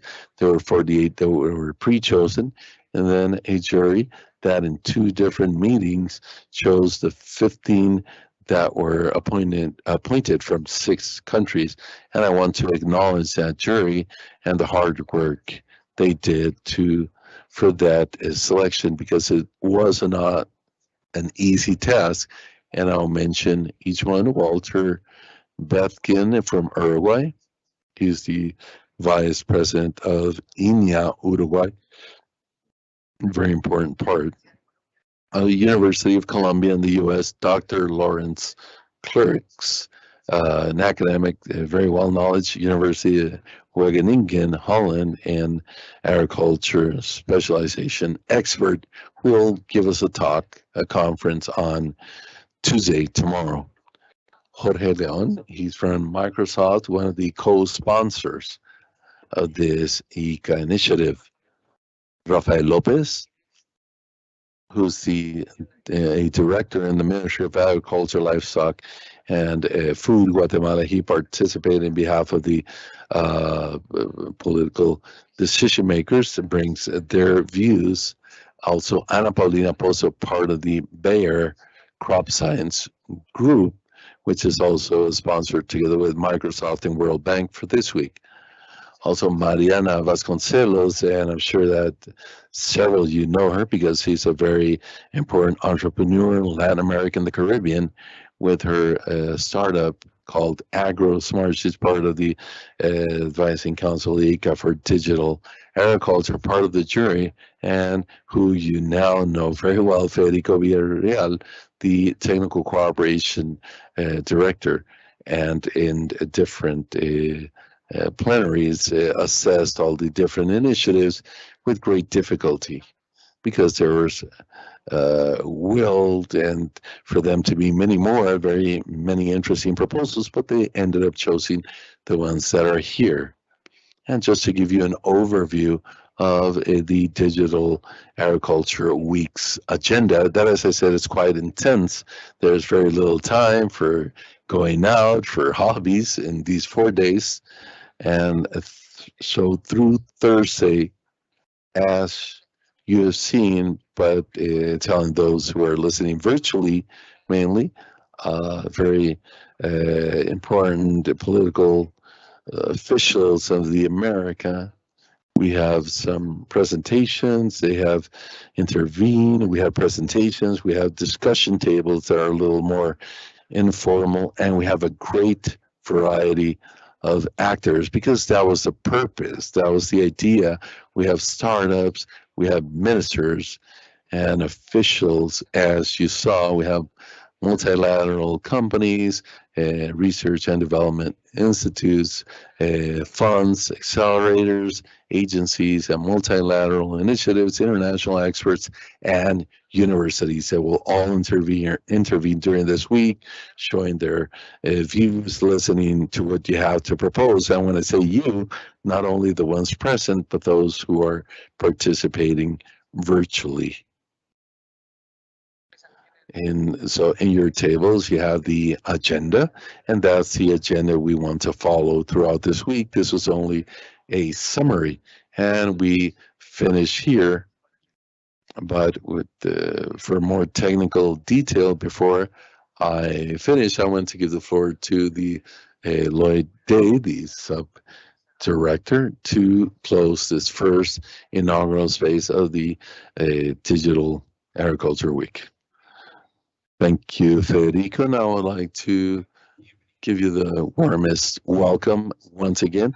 I'm a little envious of you because I will not be here this week. I'm going to a meeting in Guyana, a Caribbean meeting with the minister. Mentioned that, but I come from California.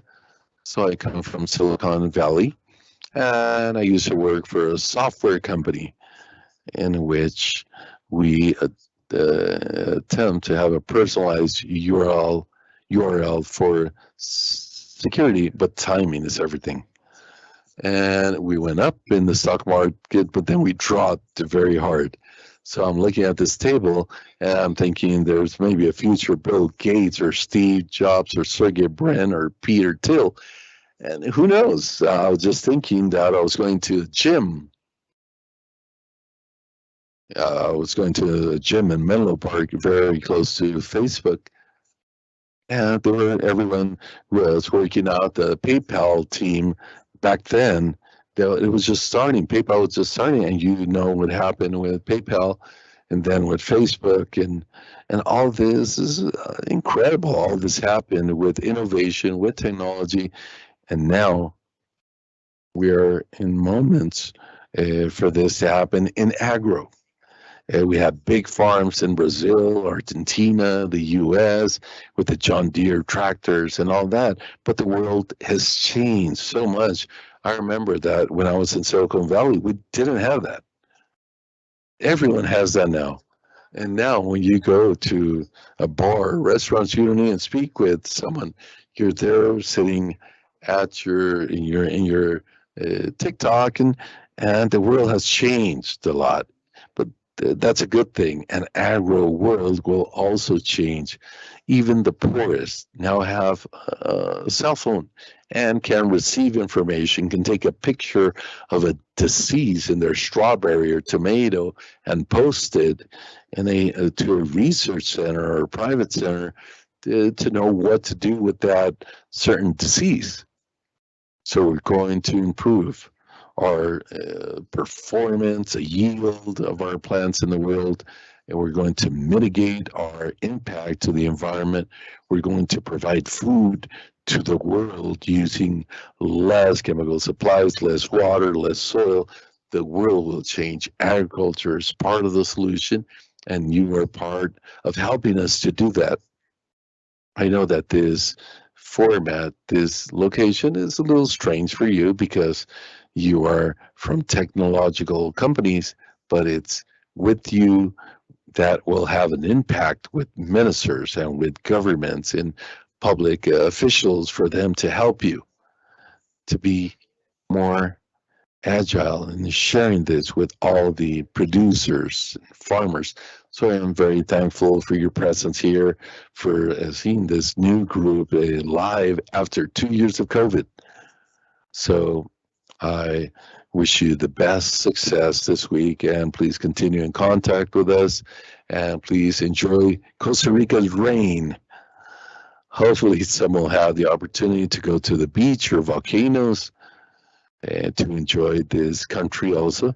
But once again, thank you very much for your presence, for your work, for sharing with us, and for sharing among yourselves, because with this, we will improve the world, not only for all the farmers, but also for all the consumers. So I wish you the best success. Thank you. Thank you very much. And we finish here at the first block. And now we'll have some 15 minutes, a strict 15 minutes, but we have very busy agenda. We're going to have some coffee outside for those who are joining us in the virtual format. We invite you to watch the videos that will be shared, and we invite you to reconvene in 15 minutes to start the next panel. Thank you very much.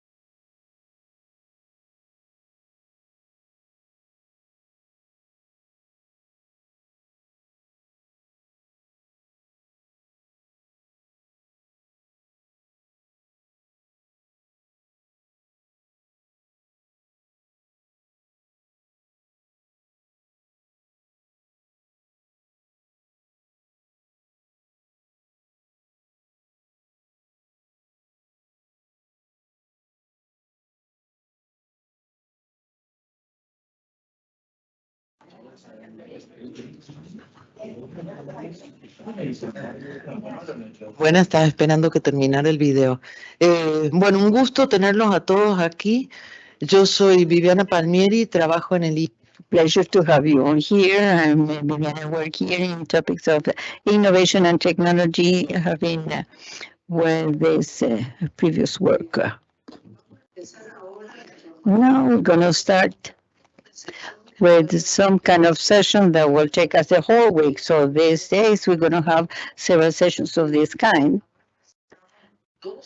Now we're going to introduce two startups.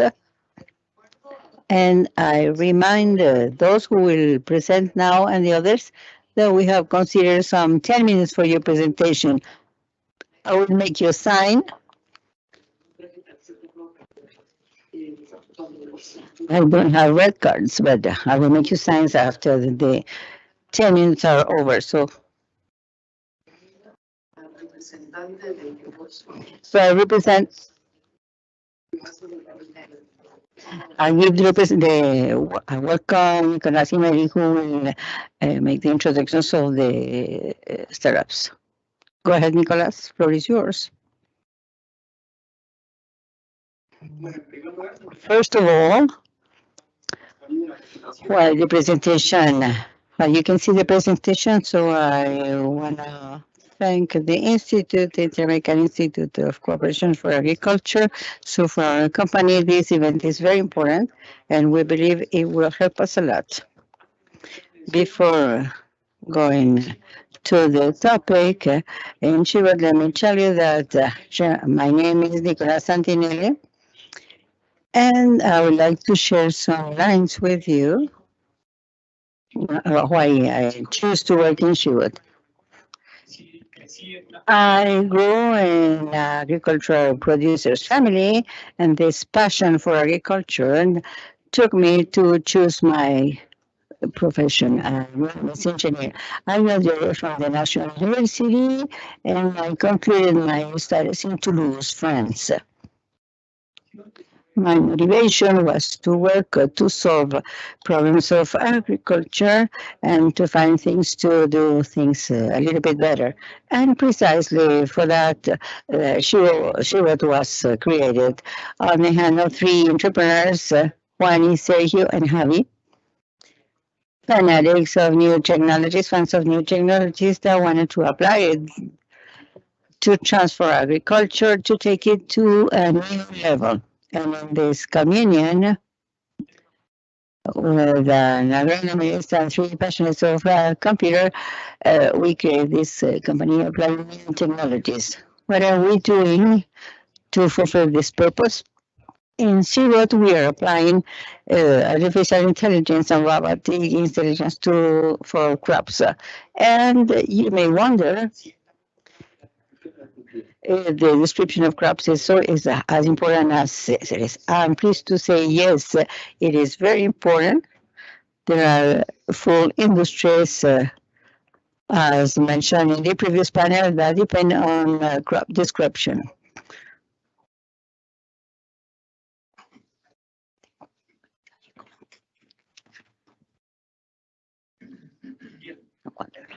So let me introduce you to the breeding world. This industry whose purpose is to improve the breeding of the plants. This industry works in the field, and I transfer you to this situation. This industry has a high strategic value because, according to experts, this is the industry responsible of the factor that cooperates in increasing the yield in the coming decades. Now, how this industry works. Every year, our companies cross good cultivars and plant them in the field.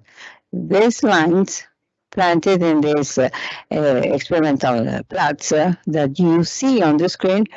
We need to describe them in order to identify what are the best crops.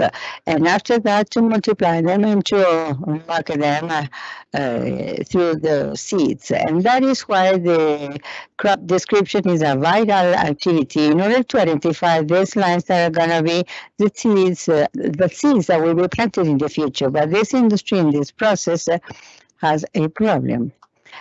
Current methods used to characterize these crops are a bottleneck.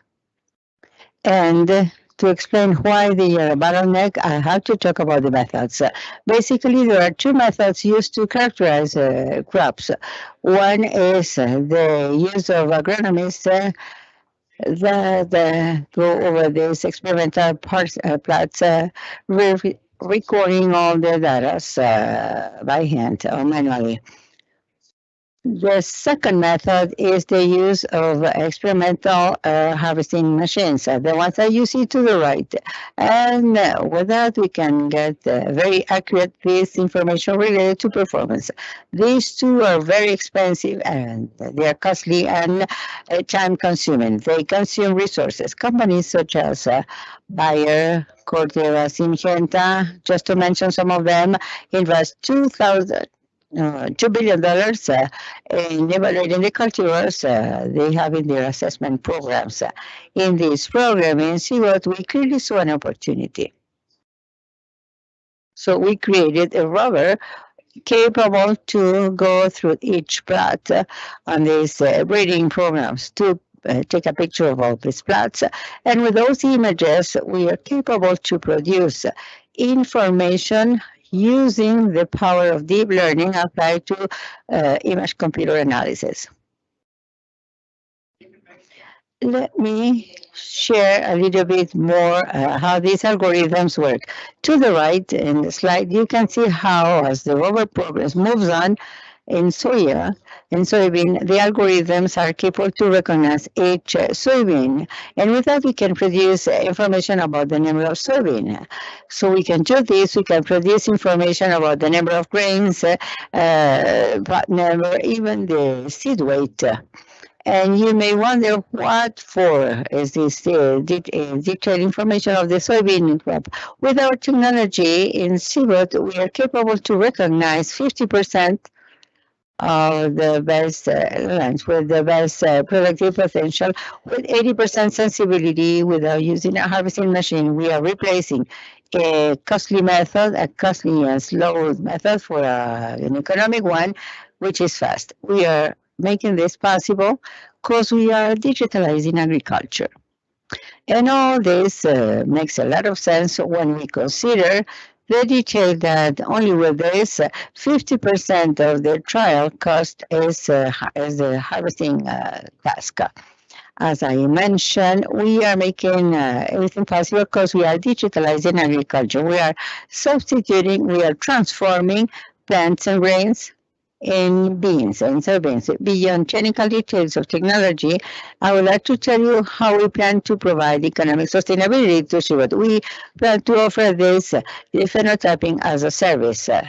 So rovers go to the breeding centers during the crop cycle. They raise information and data which are processed, and this information is delivered to the responsible of the breeding program. What are the best lines with potential to move to the next phase of this breeding program? The breeding company pays for the information received. We see a big opportunity in this sector, and we are not the only ones. There are other teams that say so. Companies such as Milar and Sense are working in the same vertical. However, none of these companies has been able to put into the market a tool for soya. Which is to be the first ones. And to be the first ones, we need to work fast. And make some comments of the roadmap, the way we are working in Gbot. In Gbot, we decided to apply these technologies in September 2020. In the same campaign, 2020-2021, we sold our first forward in the field. And after that, when the soybean season ended, we took the plants to the lab to generate the algorithms leading to describe each yield components of the soybean crop. We did it in the lab, and then we took it to the field using one of the places where we can plant soybean in Argentina. In this campaign, what did we do? We validated the tool and we can include and respond to the needs of said store. So we signed 2 agreements with the companies leading the soybean genetic development, and we are showing the potential of technology. This is just the beginning, the start of everything behind this technology. In Gbot, we believe that these milestones are very important, but they are not the most important one. The most valuable thing of Gbot is the equipment. We have at the team, we have a group of experts in computer, agronomy, electronics, and we have an advisors body that help us to make the best possible decisions to ensure the promissory future for Gbot. We have a lot of goals. We want to take this technology to the commercial phase. We want new agreements with companies for them to know the potential of technology. And to do so, we need to increase the number of operational robots in the field. We intend to increase this number and to take these 2 other crops. We hope that this event will let us to strengthen links to fulfill our goals. Thank you very much.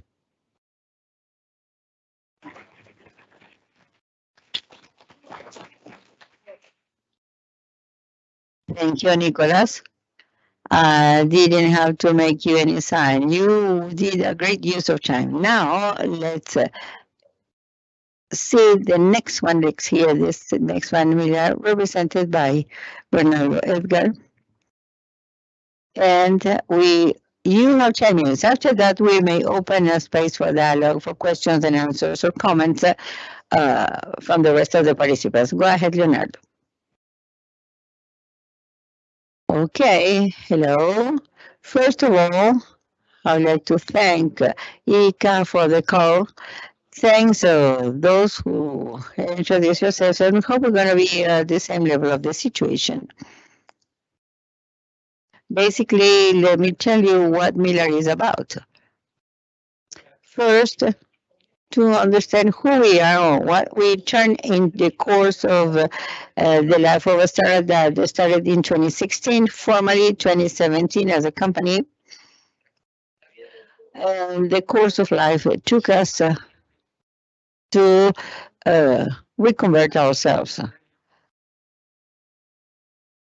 I don't know what happened to my presentation, just hold on. So we turn into a technology factory. So we were called because of by a project. This project took us to develop a team that was the service of other developments. Of course, we found that we have a work team that we give very much what to do. So that's why we turn into a factory, first because of the team, and number 2 because of who we are. I don't like to mention important names, so I prefer to say that I was able to manage in this part of the life. I manage Milar. I am an agronomist. I graduated in 2004, and from there I work in precision agriculture, which is in 2004, we had a similar situation. We were kind of weird people. And at that time, I was called. So we got together with a friend, which is a career advisor. And from there, we started seeing problems in agriculture there that some technology may solve. And the most important thing of this is that and the policy of development of the company, none of us decided to leave our particular professions, because knowledge that take us to interpret and to forecast and to analyze and to propose value proposals through technology comes from the field, comes from being able to keep our initial working structure. Today, in particularly myself, we are still agricultural producers because there we see if our solution will going to generate some value.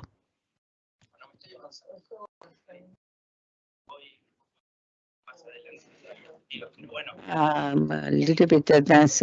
This is part of what I was saying, and an important part of what we see. Many things were mentioned here, and they deal with the ecology, keeping the ecologic levels.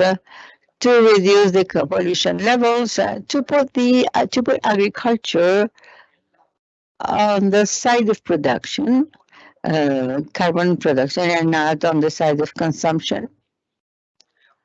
And not on the side of anti-ecology. We are not pollutants, we are carbon producers. So the idea is any technological innovation proposes a real value, and not just a value for the user, but a value for society. And to do so, the way to work is first to understand what the problem is, and then define it and redefine it. When we work with a problem that we do not see, particularly we see that through a third party, we need to redefine the problem. The third party sees a problem quite different from the way we developers see it. So from that, we make a prototype and we test. And this is a process we are implementing within the innovation project we have in our portfolio. To tell you, in the market nowadays, we have these 3 products. They are already in the market, these 3 products. They are in chronological order, but this is not the chronological order of creation. Sasha is a mobile app useful to take data of weeds. So the main function is during the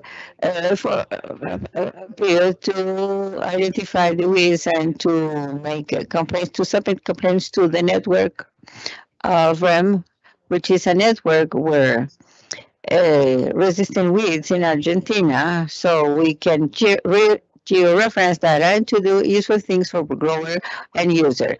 I will tell you what is behind the scenes. Behind such a scenes, it was a tool that we were forced to create from our first project. We needed as an input of information for the other project. So we designed a tool useful for the agricultural producer, useful letting him to manage a weed map, to say so, a temporary and a special map. That is useful for us as information input. This is Sasha. It is an app available to download it for follow-up purposes. Why did I start talking about Sasha? Ict. For you to understand, we were called, or the other agronomists that called me and sit together to see. Well, what motivated us to develop technology was the weeds issue in Argentina. I don't know if you have any idea. I'm not going to give you figures because this is more than Argentina. So there are figures at the Americas level that I do not have. In Argentina, the last 2 years, the consumption of pesticides doubled. And the other problem in Argentina after this duplication of pesticides consumption, the registration of resistant weeds is increasing potentially. Those who defeat those who break this control mechanism. So with that, the use of pesticides is increasing, but we are not solving the problem of weeds.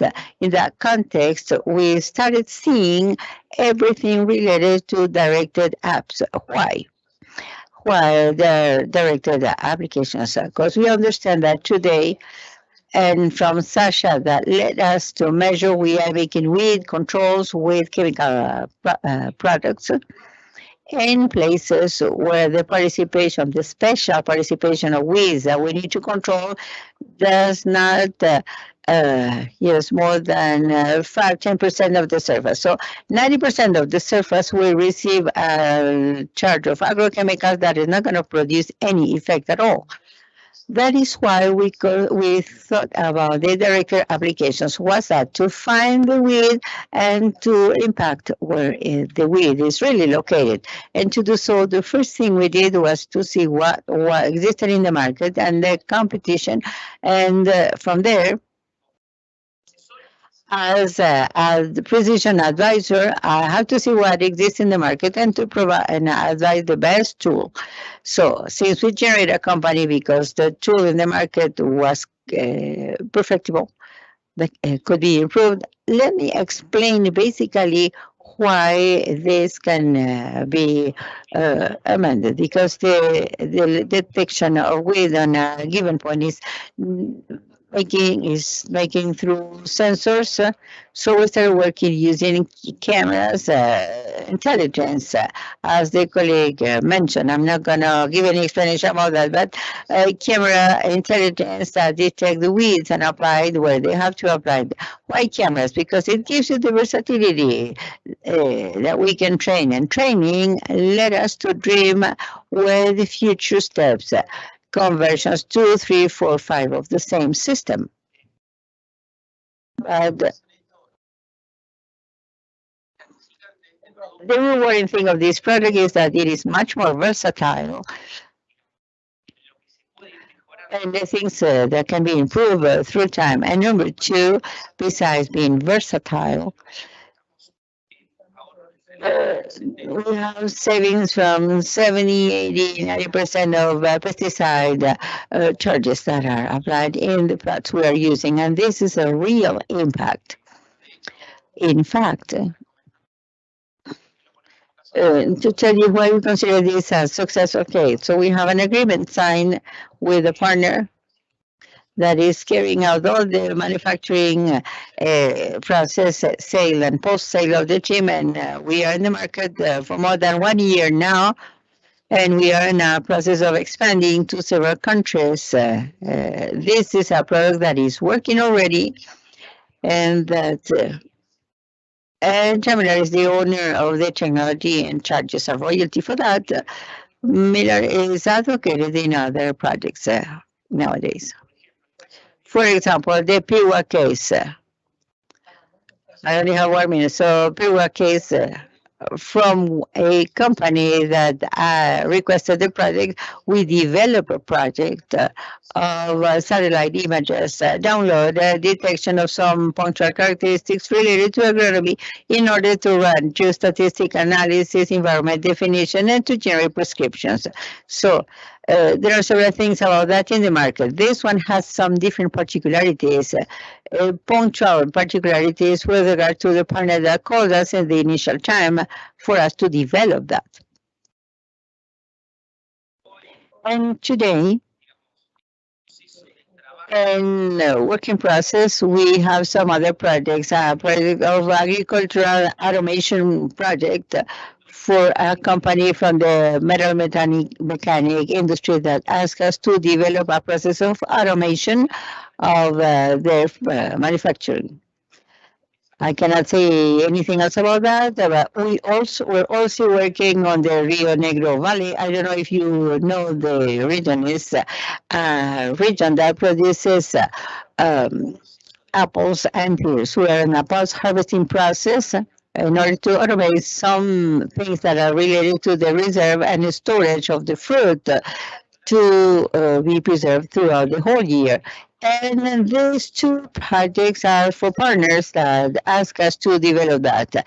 And internally, we're working on a project with a new design of the planting system. It sounds kind of weird, but basically, yes, because what we see as a limitation, I don't know how many of you saw it, energy. Picasso has an interesting conflict recently. Energy power is a problem. So we are seeing a new way to produce the implantation, reducing the energy consumption of the tractor in a very important percentage. And with that, it's possible to reduce the power consumption. Basically, these are the lines we're working on. So thank you very much. Thanks, IICA, and I hope be on time. Thank you very much to both of you. We still have some, yes, sure, a round of hands for them. We have 3-4 minutes. If you have questions, comments, or any general comment.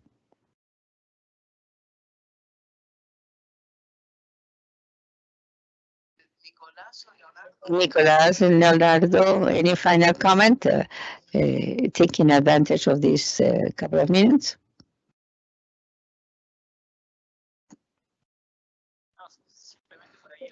Just to add that for Shirut, this is an important opportunity because beyond the different realities of the countries, and when the ministers were speaking, there are common lines. And to have the opportunity to listen these working priorities is useful for us because it helps us to define working lines. That's it. Okay, thank you very much. Yes, go ahead. A question that I received through WhatsApp from Kelly, manager of one of IICA's programs, Climate Change. And the question is for you, for the both of you. Do you think that the solutions you're working on may apply to any other aspect of agriculture, particularly rice? 1 minute for each one of you. Let's begin with Nicolas and then you.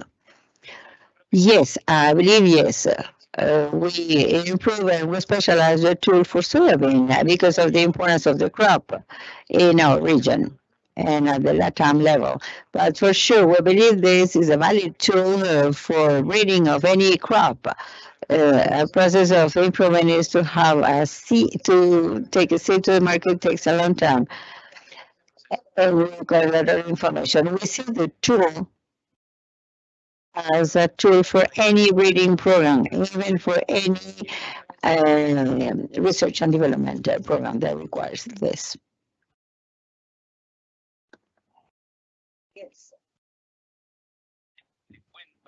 Experiencia personal, lo que I would like to share my personal experience. What did happen was adaptation of technologies in other areas and the other crops. The idea is completely adaptable. Technology is so flexible as we made it. And this allows us to have a degree of flexibility to adapt it in other crops.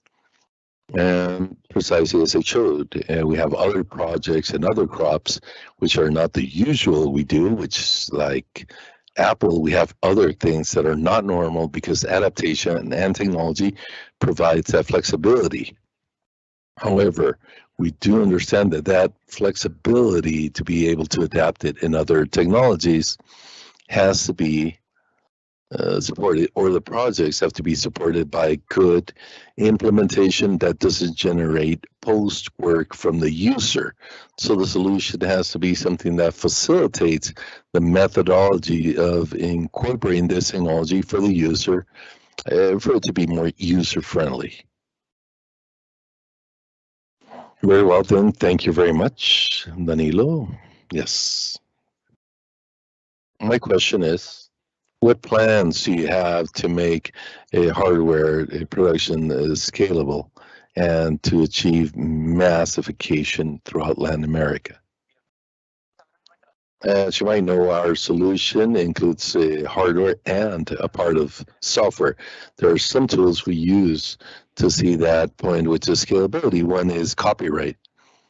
The company is working along that line to provide the IP for technology, and this vehicle will allow us to think in making the technology scalable. What you just asked is part of the afternoon discussion panel, because everything which is protecting intellectual property is key, but our industry is not exclusively hardware. Or it's not exclusively software. We do a lot of hardware. We do it on mechanical things. Therefore, the projects or the equipment or the value we generate goes just beyond software. And we understand for it to be scalable, we must be able to manufacture a product that is deliverable. I don't know if I answered. I think the afternoon panel will give way to discuss this further. I think the whole week, I think is part of the topic, how to better take advantage of this. I thank every one of you. This was the first session on presentations of you as the protagonist. Thank you very much. And the next one with Federico. Thank you very much, Viviana, and today's speakers.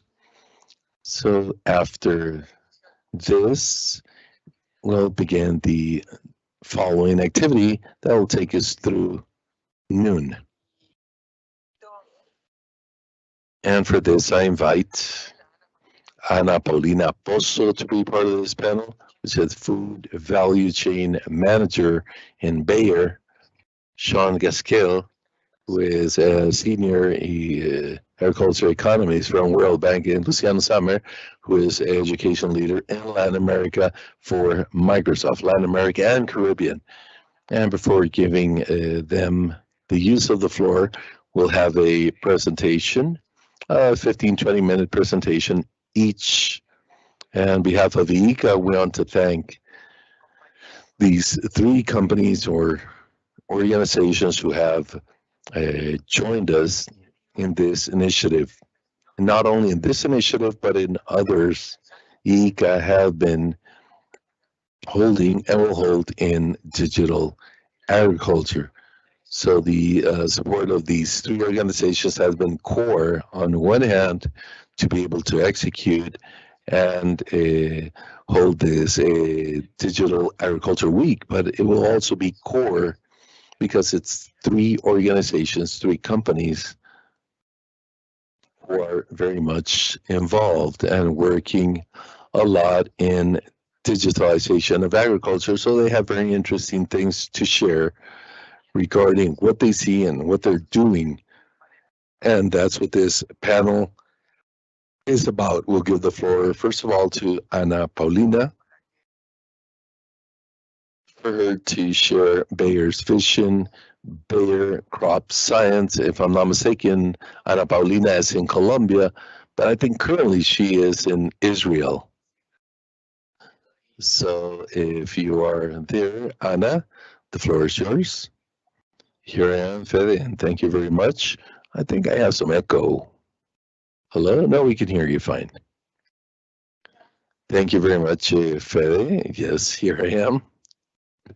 And I'm very excited, and I thank you very much for this invitation. The truth of the matter is that for me, this topic is very great passion for me, and I thank you very much for this opportunity. And before I share what I'm about to share, I was gonna first I want to tell you about myself. I'm not an agronomist. I'm a financial engineer.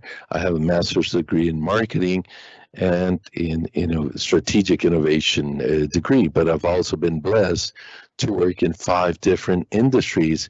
And 5 years ago, I joined Bayer, and that for me has been one of the most beautiful experiences of my career, because agriculture is one of the industries that connects us with all the other industry, the food industry, manufacturing industry. All the industries are connected to agriculture. And as you said, yes, in fact, I'm in Israel. I had the marvelous opportunity and honor to represent Ecuador in a mission to understand how the country's innovation hub works. This country is impressive, how quick it's grown in technology, in Aggro mainly, and the speed and the way in which it's grown. So this week, for me, it's like it gives me a very big lesson is that the culture of this country and what has made this country be a leader in agriculture is they see challenges as opportunities, and those opportunities are translated to prosperity. And why do I mention this? Well, the truth is that as world, humanity is facing huge challenges. The first challenge we're facing is food safety, food security. We have data for FAO 2017, 817 million people suffer malnutrition in the world, without even accounting for that since 2017. We have been through COVID. Now we have the Ukraine war, and I'm sure that these numbers continue growing. On the other hand, we have climate change. For each degree centigrade that our planet increases, it affects between 3 and 10% the world cereal production. And if we add to this 1.5 or 2.5 degrees that are forecasted world's temperature to increase, this means we'll have an impact in cereal productivity of at least 20%. So alongside, we have a world poverty index of approximately 80% in rural areas. This has become without doubt a challenge for humanity throughout. I think that all industry, not only agriculture, all industry is trying to solve this issue. However, if we are able to increase productivity in agro, we will impact a twofold, reducing poverty more than any other industry, more than the manufacturing industry, more than the services industry.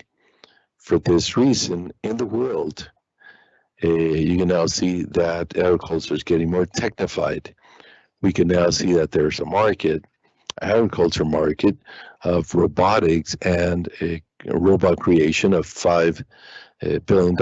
And these robots will perform certain type of manual activities that will help to give more precision and to make it cheaper and faster. The Internet of Things is an industry which has grown widely, and in agro has $11.4 billion of the market. We have 46 million devices corrected in agriculture. And why? Well, because these devices are sensors which help us to follow production, animal health,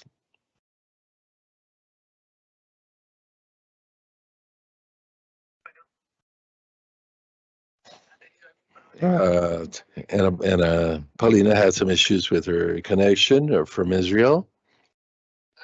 Let's see if we can get her back to continue with her presentation. Yes, we can hear you, Anna. Please go ahead. I do apologize. I was speaking to myself.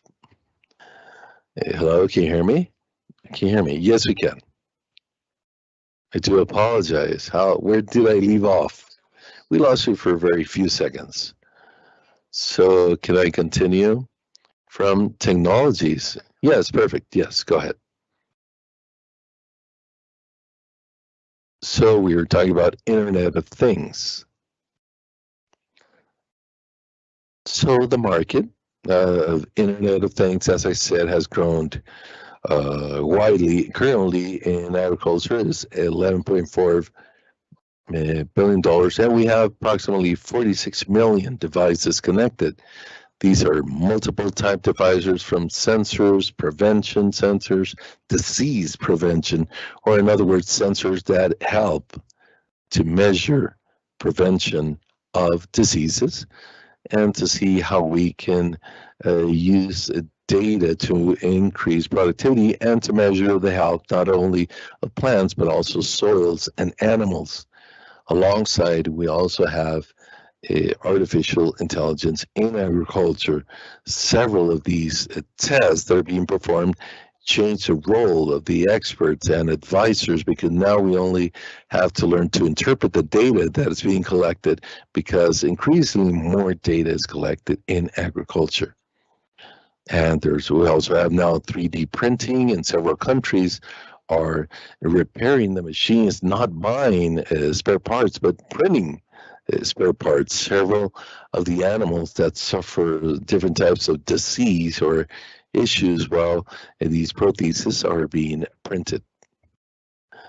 Drones is a topic in a market that has grown quickly because drones allow to reach and access places where human vision cannot access, and it allows us to obtain insights to be much more accurate in our crop protection, the use of our supplies and fertilization, even in irrigation of our crops.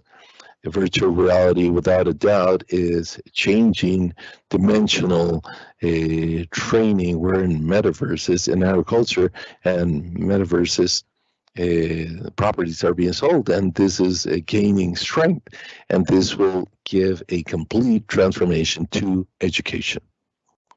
Additional to this, we have blockchain, and blockchain is helping several companies, not only in productivity, but also in agro transportation to generate traceability of everything that happens in the chain.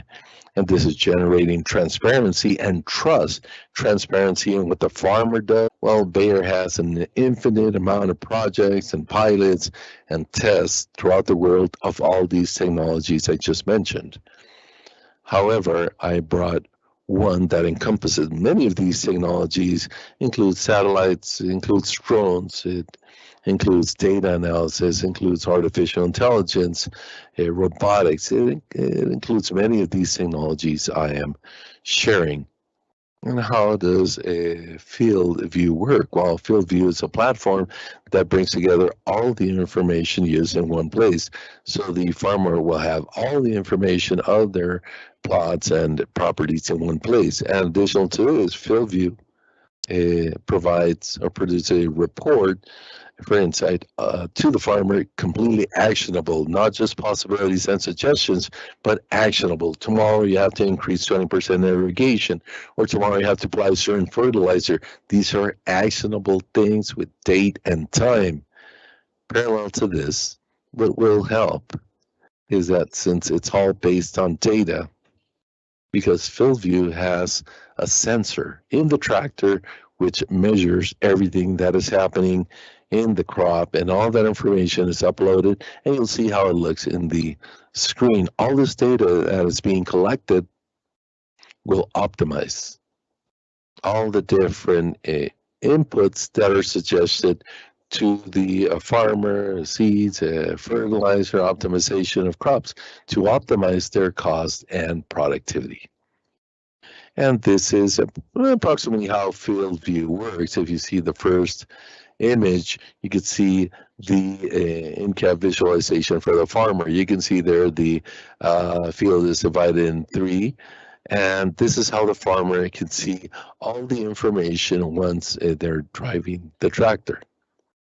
And then it goes to a performance visualization, which is the second platform, where they see the performance of what they did and the results of what happened.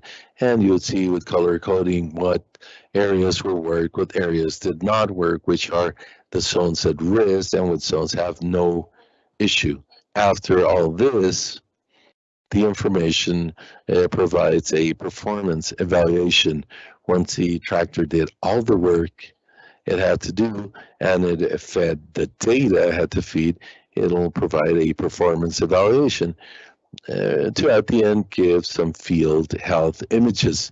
So you'll see in the fourth image what the images look like for field health, to then give a prescription and say these highlands at this height or this dimension, this is what you have to do, and this other zone to the right, to the north, south, or left, whatever zone is part of what was done with the tractor, FieldView will give you what you have to do.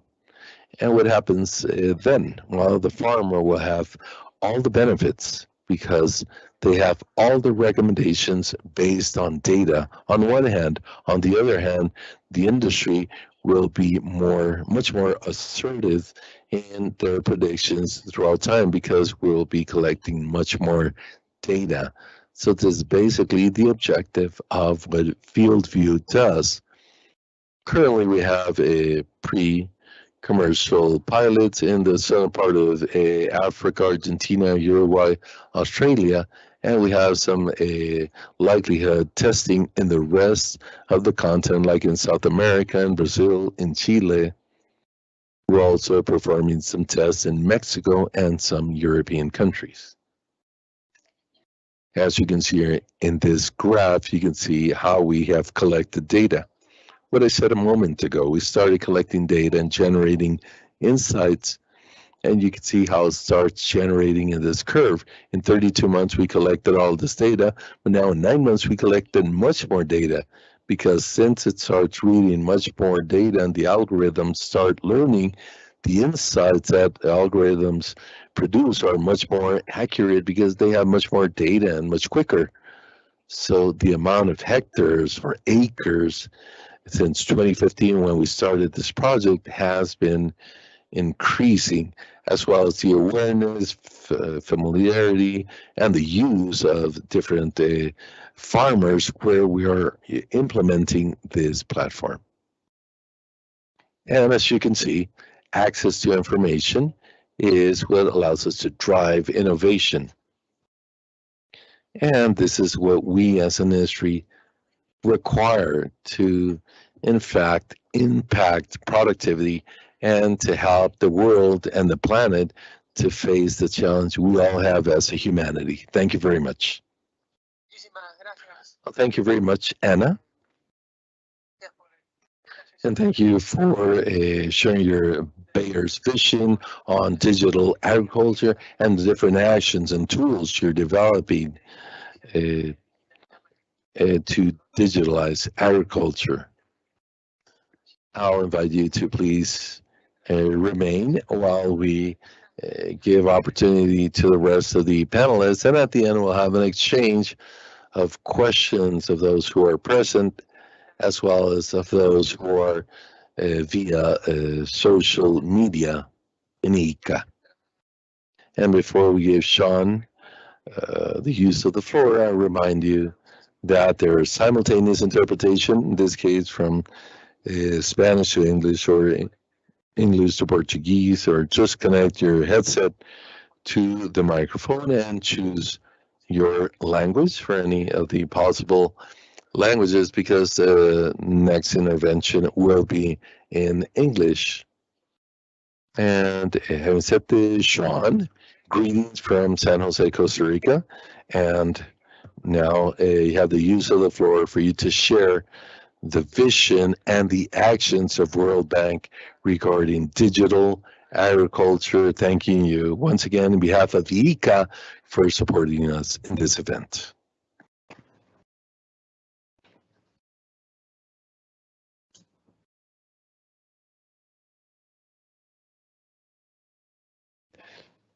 Hola, hola, mucho gusto. Se ve bien la presentación.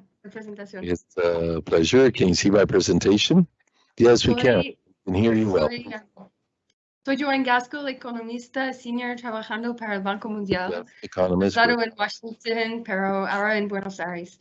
Y tenemos conectado también mi colega Francisco Buesto. My colleague. Voy a hablar de los objetivos que tenemos por el sector, el rol de la agricultura digital y qué estamos haciendo del lado del banco. Y hablaré en inglés para que me entiendas mejor. Jean, we ask you if you can please continue in English, since we have you in the English channel for that reason. Is that possible? Of course, yes. So what is our thank you very much.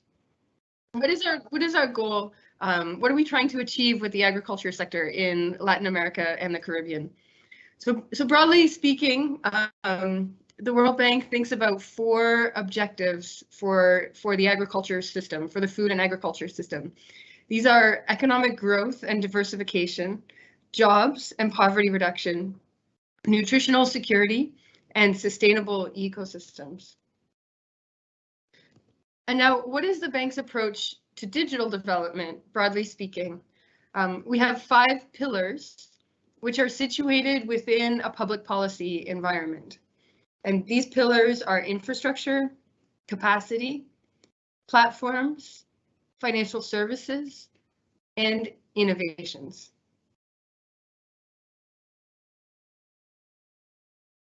So what are the challenges when we try to bring digital development to the agriculture sector?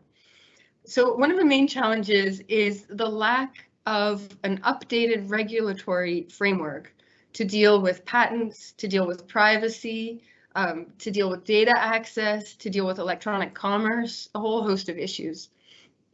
A second issue is the lack of an integrated innovation strategy at the public level that can guide innovation towards underserved producers and that can link innovation with demand, and especially at the local level, at the provincial or municipal or farm level, to adapt the solutions to specific needs. Now, the challenges of ICT development are much greater in some countries than in others. The level of ICT development is highly uneven across countries. The most developed ICT capacity is in Barbados and Uruguay. 8 countries qualify as advanced in this area. Those are Mexico, Colombia, Venezuela, Brazil, Costa Rica, Argentina, Suriname, and Chile. And the rest are classified as emerging in terms of their ICT capacity.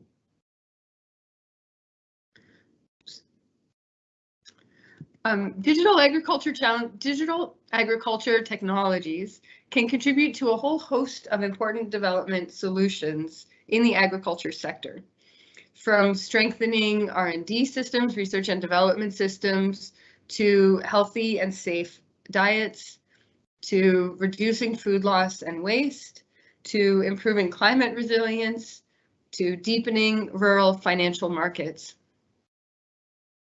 So what are the mechanisms? What are the mechanisms through which digital technologies can have such widespread and important benefits throughout the agriculture sector? Well, essentially, digital solutions have the ability to level information asymmetries, which occur when one stakeholder, one actor in the value chain has more or better information than another. Information asymmetries prevent traders and consumers from knowing whether a product is high quality or whether it meets their specific environmental or social preferences. Now, another benefit aside from leveling information asymmetries is to reduce the transaction costs in cases like price negotiations or sales specifications. So the power of these innovations really spans the value chain. And in fact, it helps different actors along the value chain to coordinate and to grow together interdependently. So production can become more profitable, producers can adopt new practices, and consumers can realize their preferences through better information.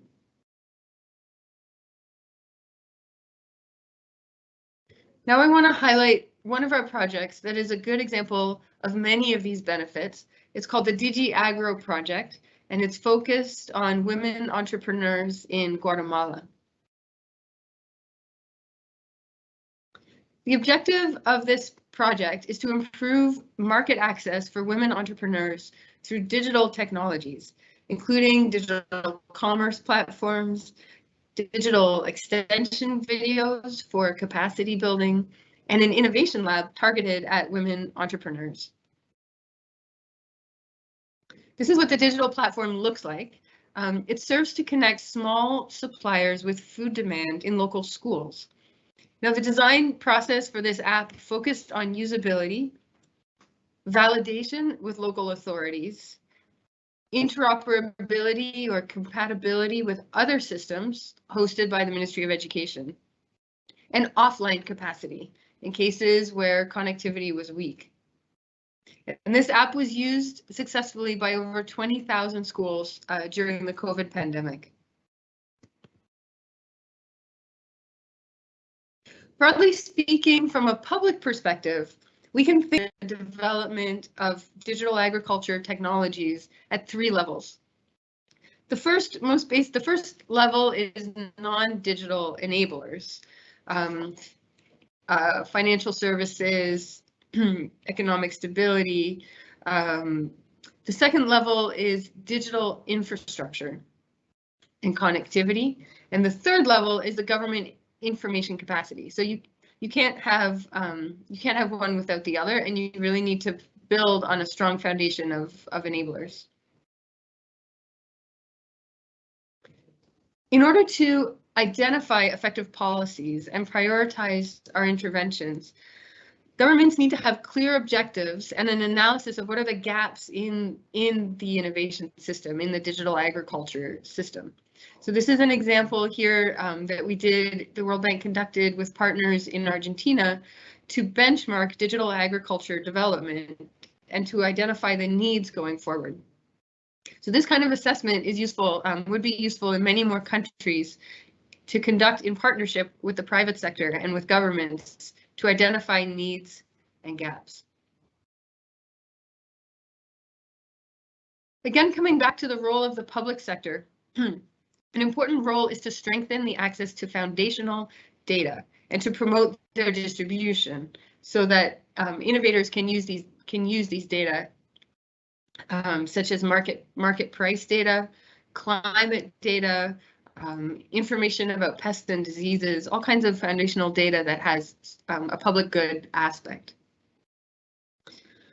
Now, of course, with big data and data access, there are a bunch of policy and regulatory issues that we have to worry about, including data privacy, data security, and data ownership. We also have to think about competitiveness. We have to think about consumer choice, markets for data, and competitiveness to make sure that the data markets are functioning effectively.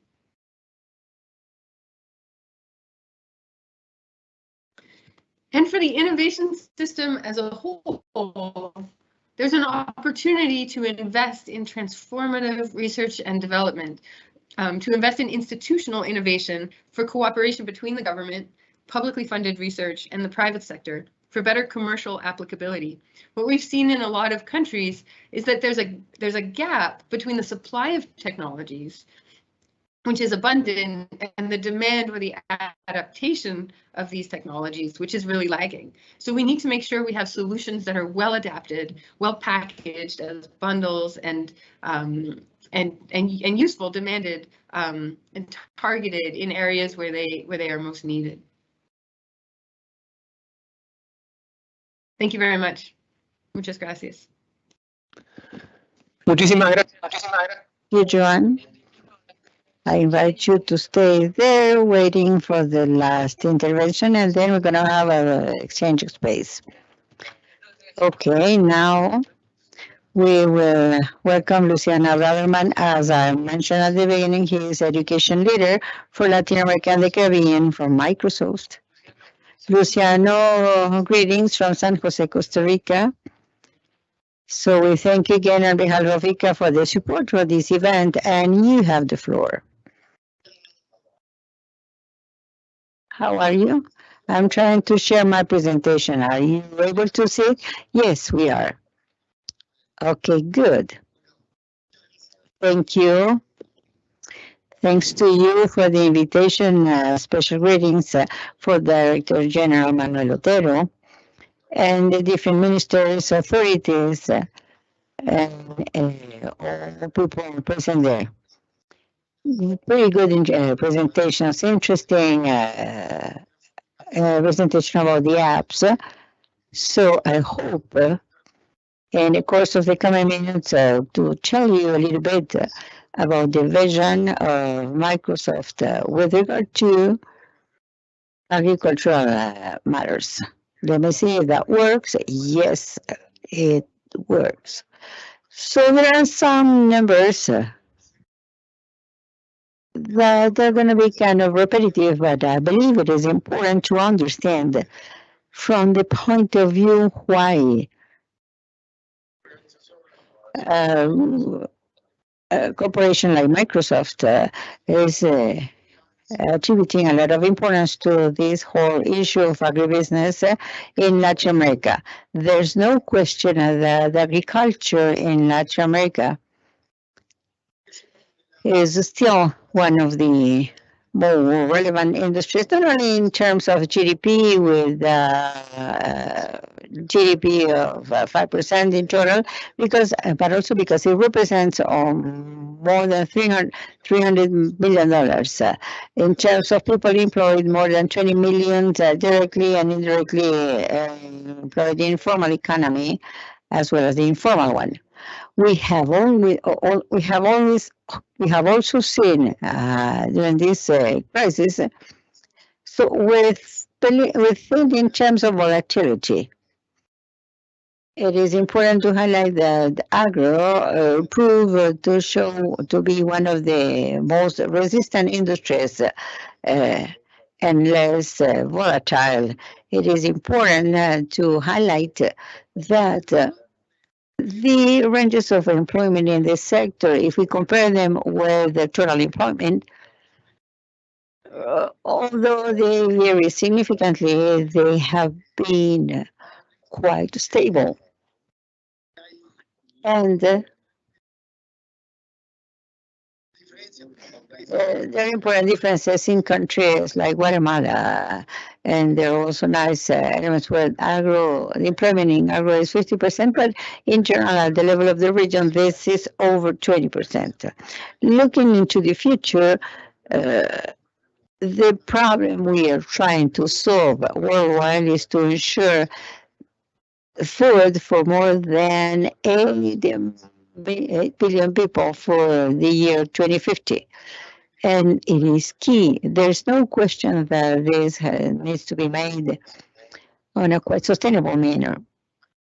There's a limitation to achieve all this. We need to also see the percentage of the land that it can be arable. Nowadays, we are clear that this is on the fringe of capacity. We have a joint challenge to maximize the production of each square foot. Something very important in Latin America is that Latin America represents 23% of the world's arable land, more or less so. We have a big responsibility towards the future. You also mentioned issues of climate change affecting these productivity issues. So definitely this poses a big opportunity to the future. Another point to consider, see that many of the things I mentioned were presented in the first presentation by Bayer and the one by the World Bank. The connectivity issue is something very important. 37% of world population is the one that has access to qualitative connectivity. This is issued from a joint study between Microsoft, IICA, and IDB. It is important to consider that regardless, 30% has connectivity, only 30% has connectivity, quality connectivity, the 75% has cell phones. So the level of penetration is very high. But if we analyze somehow the skills that the world population has with regard to future skills, digital skill, only 17% has acquired some of these skills. Therefore, this opens an opportunity, a huge opportunity. And to close and to connect a little bit to this idea of the digital week, and the startups subject matter, the business, the agtech business is huge. The opportunities is huge, and the growth 41% last year, with more than 1,500 important projects worldwide. That all that gives us a vital framework. Therefore, Microsoft is working very closely with many of these startups, with many governments, with institutions such as ICA, to somehow improve or move ahead with the mission and ambition that we have from Microsoft, which is quite ambitious, and it is summarized in being able to empower the agribusiness ecosystem in Latin America to become a sustainable, inclusive, resilient, social, and economic growth engine with a very important social and economic impact for the region. From Microsoft, we may have a lot of impact cooperating with you all in the long run in each one of these areas. The vision, as you can see on the screen, is about transforming our economies. It is about stating the basis to produce food for the world in a sustainable manner, as I mentioned before, and it is mainly about creating jobs that include and that are inclusive for millions of people in the digital economy. The main objective behind of all this is to establish the Microsoft Technological Platform as a startup of technology for agribusiness. And to do so, we have these 4 areas which are key. One is to connect the ecosystem. Number 2, to develop skills for the future and to empower digitalization in the industry. And finally, last but not least, to boost sustainability. In Microsoft, we do not see any of these pillars as individual workflows, but we see them as a sort of neuronal network without sequences, without a particular order, but as intersections and connections in themselves. There is something that I consider pretty good. We have worked in this vision and in many projects behind these pillars in conjunction with ICA that have helped us somehow and that have given a lot of insight to support this approach, this holistic approach. Ambitions are important. The vision is how to move from this 37% of people connected in rural areas to 75% by mainly using different technologies that ranging from 3 white spaces up to Wi-Fi 6. And basically through partnerships and close work as we are carrying out with different circles. Governments, you mentioned that the regulatory issues are key, financial institutions and other multilateral organizations. There are many projects nowadays that are working, projects in Ecuador, Colombia, Bolivia, Argentina, Paraguay, Puerto Rico, where from these technologies I am mentioning, it has been possible to take connectivity to regions where previously it did not have any.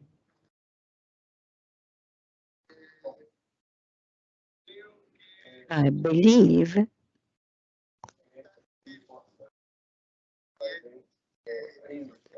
that it is important to emphasize on digital training aspects. From Microsoft, we have programs targeting formal education and informal education through an employability platform with content and experiences, learning experiences, particularly with international certifications in different topics, being soft skills or specific skills, technological specific skills. And the idea, I'm not going to put this as an idea because it is happening until I'm talking to you. So to impact more than 10 million people in Latin America. So basically with a clear objective, which is to reduce the mobility of rural youth by generating better levels of employability from the point of view of technology.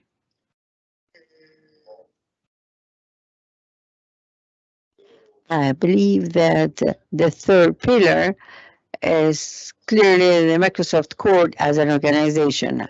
I'm going to deepening in one or two more slides. And in the rest of my presentation. What I would like to highlight basically is the holistic vision of value proposal from Microsoft. So these four pillars that we put into practice. It is not the theoretical theory, but execution with particular projects in each one of these pillars with investment, people at the field level, and working hand in hand with different partners. I referred to connectivity. So talking about the Cotopaxi community in Ecuador or Gran Chapo in Argentina, I don't want to forget to mention in this type of technologies and experiences show somehow that it is possible. There is a potential virtuous circle that is not developed yet in a rural area. The possibility to adopt digital agriculture to develop and transform the employment opportunities, youth education, and mainly the adoption and transfer of the different digital skills between young people and adults is key to implement these initiatives. In the coming two slides, I'm gonna talk about what we do from the digitalization point of view. And I will talk a little bit about the platform concept. A platform, a technological platform whose main goal is to connect the value chain of the industry.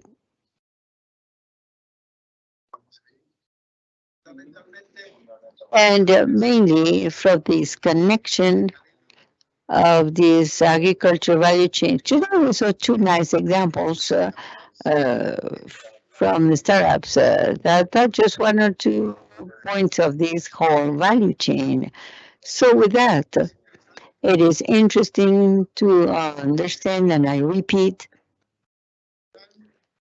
the big opportunity going from the table, from the farm to the table. So there are many solutions and applications that we will see probably during this whole week aim to solve some of these challenges that each one of these points of the value chain present. I mentioned minutes ago some of these technologies that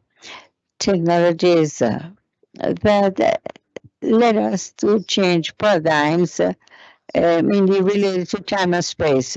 So smart everything, remote everything, mainly guided by connectivity. The fact that there are three technological trends in conjunction on an exponential manner as the cloud power, the data massive proliferation, the use of artificial intelligence combined to machine learning uh, allow the development of scenarios like the ones we saw previously. In the past, those were absolutely impossible. So imagine if each one must start from scratch to create these solutions. So each startup and each project needs to start developing basic technologies or basic infrastructure, letting them to put the specific value of each space and opportunity in the different place of the value chain. That will take a lot of time. So for Microsoft, and I believe this is important,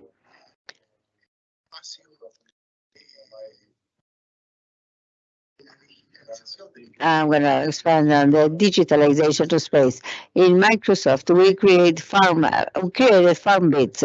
It is a platform, it is an app that led us to take into reality all these concepts mentioned and that will be mentioned the whole day. So it allows to connect any technological element and to facilitate the transformation, the digital transformation, devices management, from data collection through any of these technologies that I mentioned that allow these connectivity aspects.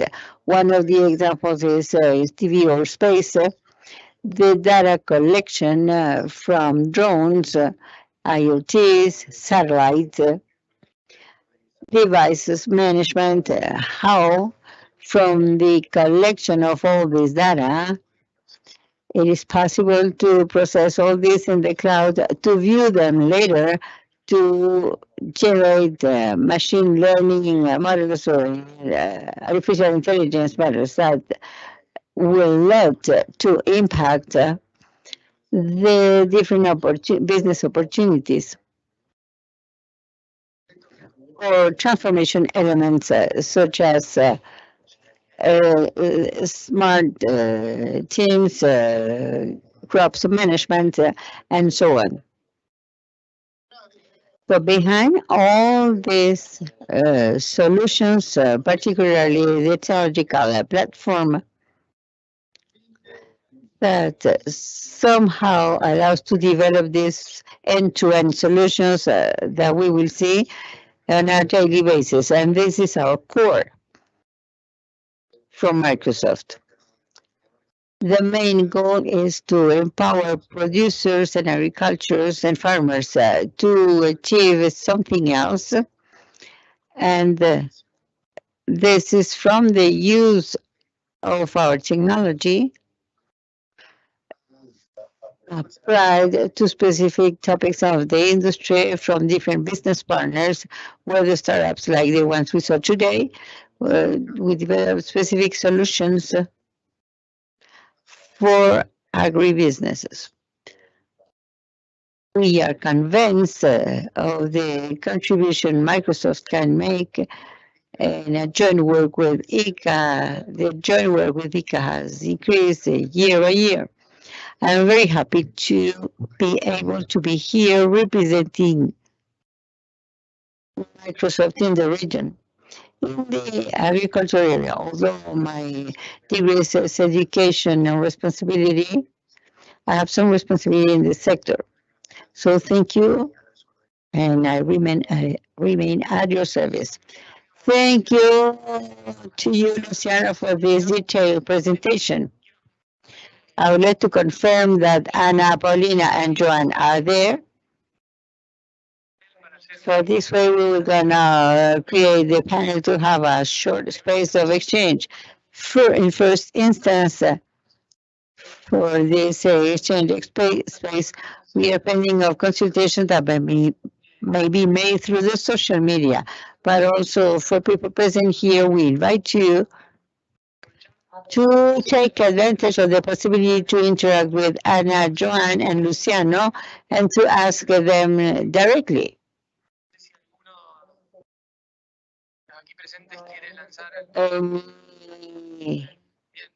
Anyone here with some comment? Eric, let me propose you that you introduce yourself when you start. You said on behalf of which started you are participating and from where. Good morning. My name is Erika Freud from Guatemala. My question is, how can we as a startups do to get to these initiatives, to be part of that and to use your initiatives and to take advantage of us being in your apps? Thank you. Thanks to you, Eric. So that's here.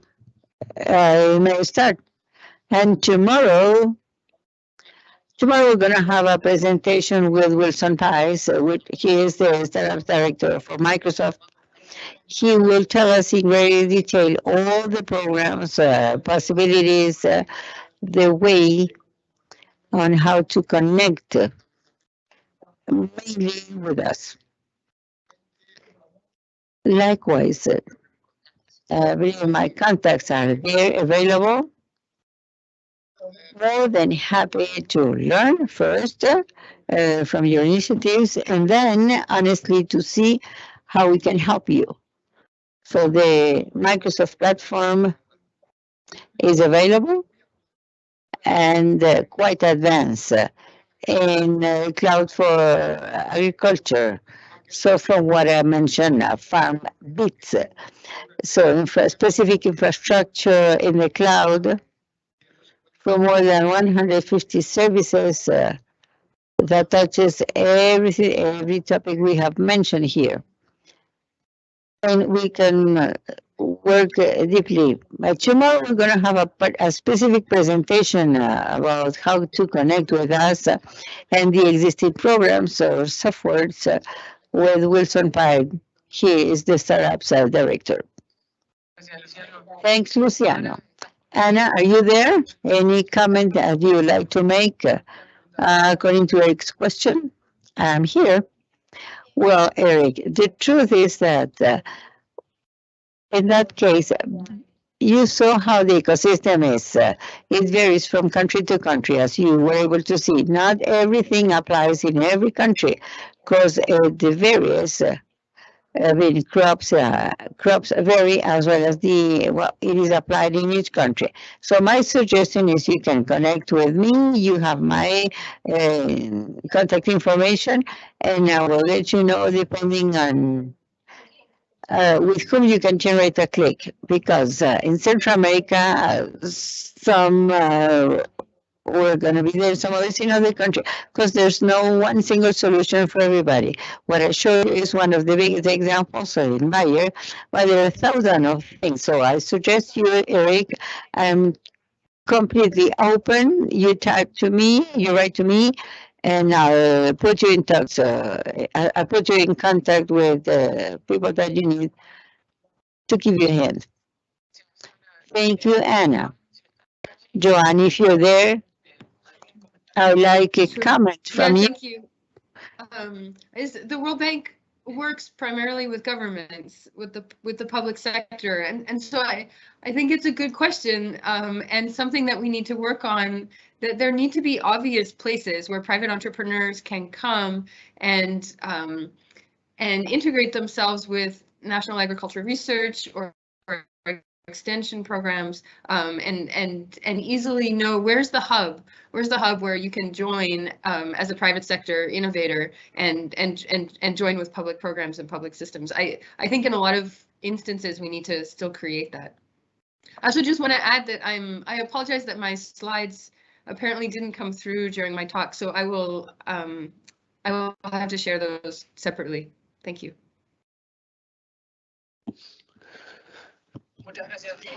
Thank you, Joanne. in the Spanish channel were able to see the slides. Just for a while, they were not seen on the English channel, but in the Spanish channel, people were able to see it. Anyone else? Okay, we have several questions. So, first, yes, my name is Uber from Mexico, from Farmer Works. I really like the idea of apps to put all that in the hands of producers. As the colleague said, Latin America is quite different in objectives. You mentioned the food safety part, more productivity, better production, and on the other hand, more inclusion. And because of my experience, I see this as a stress because where we can produce more large volumes, there is internet, there is more sophistication, and in other countries, we find much less. So my question, if I can have any comment about the lesson learned on how we could see this from the point of view of these big companies to avoid leaving the end those of the first mile at the program level. Thank you. I leave the microphone open for the three of you, for those of you who would like to share any reflection from the perspective of the organizations you belong to.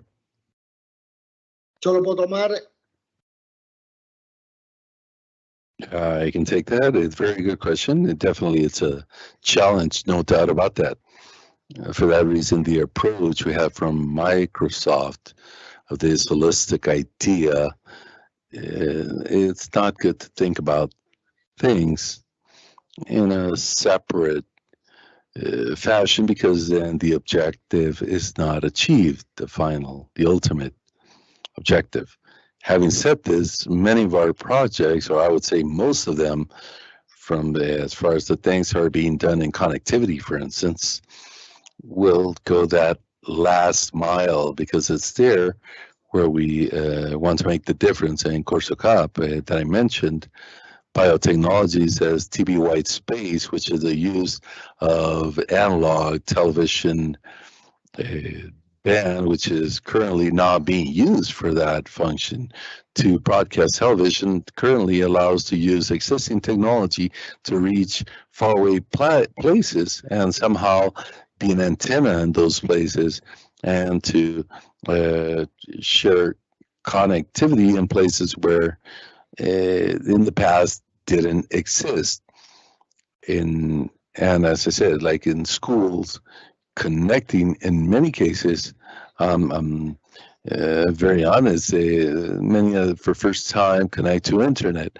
And once we have that internet connectivity and have access to a number of things, I think all the skilling in rural areas and working in those capacities is core. So many of the projects that are focused, and we're working very close with the IICA on a very specific project to modernize agro-technical curricula to include, especially today, the top technologies such as the cloud, data, processes, artificial intelligence, among others, will support this case. And the last mile is the focus of these projects. As you said, many of the metropolitan areas have internet and people are connecting. Many schools in metropolitan areas in our region continue without that quality connection. And there is, we're thinking, we don't think about this alone. I don't think this action is only of companies only as Microsoft and Bayer, but also the role of World Bank and Telecom, the role of governments, the role mainly of untangling some regulations that will allow to public-private partnerships to achieve these objectives is fundamental. And that's where we are sincerely. We're working with all these groups to take this to the last mile where we believe it's necessary. Thank you, Luciano. Very clear. Joanne, any other thought you would like to share from the World Bank's view? Sure, thank you. Two things I'd like to share on last mile solutions. The first is there are a lot of very exciting digital agriculture technologies that don't require connectivity or that rely, I guess we need to think of it as a continuum from, from smartphones to text messages to technologies that can be used offline, and then you go somewhere where there's connectivity to download the data, and then you can take it back into the field again where there's no connectivity. So we shouldn't see a lack of digital infrastructure as a complete impediment to developing digital technologies in a way. The second point I wanted to make is that the last mile is often dependent on what happens further down in the value chain. So I think a lot of times some of our challenges with getting adoption at the last mile actually happen. There can be blockages upstream. So there are incentives to adopt perhaps a new production technology if you don't have the value chain technologies in place to realize the benefits or the higher prices from using that technology. So I think when we're thinking about bottlenecks for adoption in the last mile, we actually have to take a whole value chain approach and look at how technological interventions at different stages, different steps along the value chain actually can reinforce each other. Muchas gracias, Joan. Y para cerrar esta ronda, Ana, ¿algún comentario que quieras hacernos desde la perspectiva de la compañía como Bayer? From the perspective of Bayer, any other comment? Yes, as everyone was saying, for Bayer, it's part of our vision to be able to impact more than 100 million farmers who can have access to these digital solutions. So this last mile, as we call it, for us, it's a core pillar. We're carrying out various activities in different ways to try to how to cut the middleman and help the small holders to produce sustainably, applying regenerative farming for their products to be sold at a higher price. And with QR codes, we're integrating technology, obviously not as advanced as what I presented in FieldView. This will come for them later, but we have other technologies and other projects that are fostering for these group of farmers to improve their life quality. So that's part of our mission as a company. So it's a part of our pillars, and that's what we're working for. Thank you very much, Ana. So I propose, because of times, to have the last question for some brief discussion. Antonio, please go ahead and introduce yourself, and we'll take your question. My name is Antonio Cabreira. I'm a founder of Nantume Aggro, Chile. This question is for Ana Paulina. As we discussed, we're a region that exports products to the rest of the world, and this has an impact on the demands of the countries that import our products. Specifically, one of the biggest demands is related to monitoring traps and insect control, because the countries that buy the products don't want us to export together with the product insects or eggs that can generate problems. This has an impact in productivity because Latin American producers have to apply a great amount of agrochemicals, but also, as was said by HL, called Jeff Summer, that says that how the increase of applications for pest control has had an impact on other beneficial insects, such as bees. So it's a two-sided question. What is Bayer doing to optimize the application of products for insect control to reduce the loss of biodiversity? And the second is, how do you take care of these issues to sell more agrochemicals? Well, thank you very much, Isa, and I'll answer the first question first. What you are saying is completely true, and part of our mission, as I was saying, is to start implementing activities and actions in regenerative agriculture. And what do I mean with this? Well, regenerative agriculture is based on 5 pillars: a healthy water management, improving the quality of soil, impact in climate change, as well as biodiversity management, as you mentioned, and also the life quality of farmers. For us to have a positive impact in all these 5 pillars, we must start promoting certain type of practices. So depending on the crop, because not all crops, everything can be applied. So in certain type of crops, it will apply practices such as having interchange crops, rotation of these crops, and many of these things will improve soil quality and impact this biodiversity, as you mentioned. So we're somehow, even though we're somehow affecting biodiversity, we're offsetting that with actions that will help the soil health and especially biodiversity, as you mentioned, and it does decrease impact because, as you said, unfortunately, in the tropics where we're located, the strength of these diseases is much higher compared to other parts of the world. So evidently, this will require a higher, greater use of agrochemicals, but using more agrochemicals doesn't mean that these have to be used. We have to work a lot in prevention, and these practices like regenerative agriculture works in the prevention of these diseases to lower the use of agrochemicals. That's to answer the first question. And to answer the second question, as I said, we, as part of our mission, is to reduce the impact of our products to protect crops. In the crops, we have influence. And how will we do this? Well, with technology, and in fact, drones, fumigation, field view, and other technologies, and this will make the amount of products and water to be used in a precise and a timely manner. On one side, one hand, you lower the cost for farmers because you consume less product. On the other hand, you improve the soil quality because you're giving the plant what it needs, no more than that.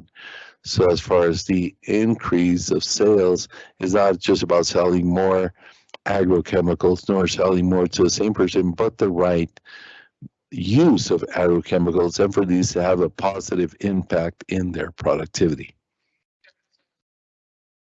Thank you very much, Ana. And to close this panel, Joanne or Luciano, do you want to share any final message or comment to close this panel? You can make use of the floor. Well, from my part, I want to thank for this opportunity. Tomorrow we'll continue discussing and sharing the programs and the ways to better connect with these solutions made available by Microsoft and its programs. I believe it's a challenge from our part to be closer and to support you with all these processes with technologies that are available. Speaking more technologically, to help optimize platforms and solutions and models or business models that each startup will be presenting, and to open our doors. I think there are huge opportunities. There are many things that can be done, and the opportunity is before us. So we're very excited to continue this process together with IICA and of impacting the region in the best way possible. Thank you, Luciano. John, any final comment, any final thought? Yeah, thank you. I just wanted to share my appreciation. What an opportunity to be part of this week and learn more about the very exciting innovations that are happening in the region. And on the side of the bank, we are very excited to partner with ministries of agriculture and also outside ministries of agriculture to create the very best enabling environment in terms of public investments and regulations that can really provide fuel and to realize the full potential of digital agriculture in the region. Thank you. Bueno, muchísimas gracias, Joan. Vuelvo a agradecer. Thank you very much, Joanne. And once again, I thank all three participants in this panel, Ana Paulina, Luciano, Joanne. Thank you very much on behalf of IICA for joining us in this effort, this initiative. And I thank you personally for sharing your time and your thoughts with us. All three are organizations that are big players in digitalization and specifically in agriculture digitalization. And as we said initially in this activity, that they should be IICA strategic partners in these actions. So it's very important for us to listen to their vision and proposals they are carrying out in these organizations. And I think now we learned much more based on what you said, and I'll repeat what we said initially. Now, sooner, this is a starting point more than a rival point, and as such, we have everything before us. So once again, thank you very much, and this way we close this first morning. We'll go to rest for a while. We'll have lunch. We thank Luciano, Joanne, and Ana Paulina, and now we disconnect. So to those who are following us virtually, tomorrow we revisit the activities at 2 p.m. Costa Rica time. This is GMT -6 is the time zone. Thank you very much.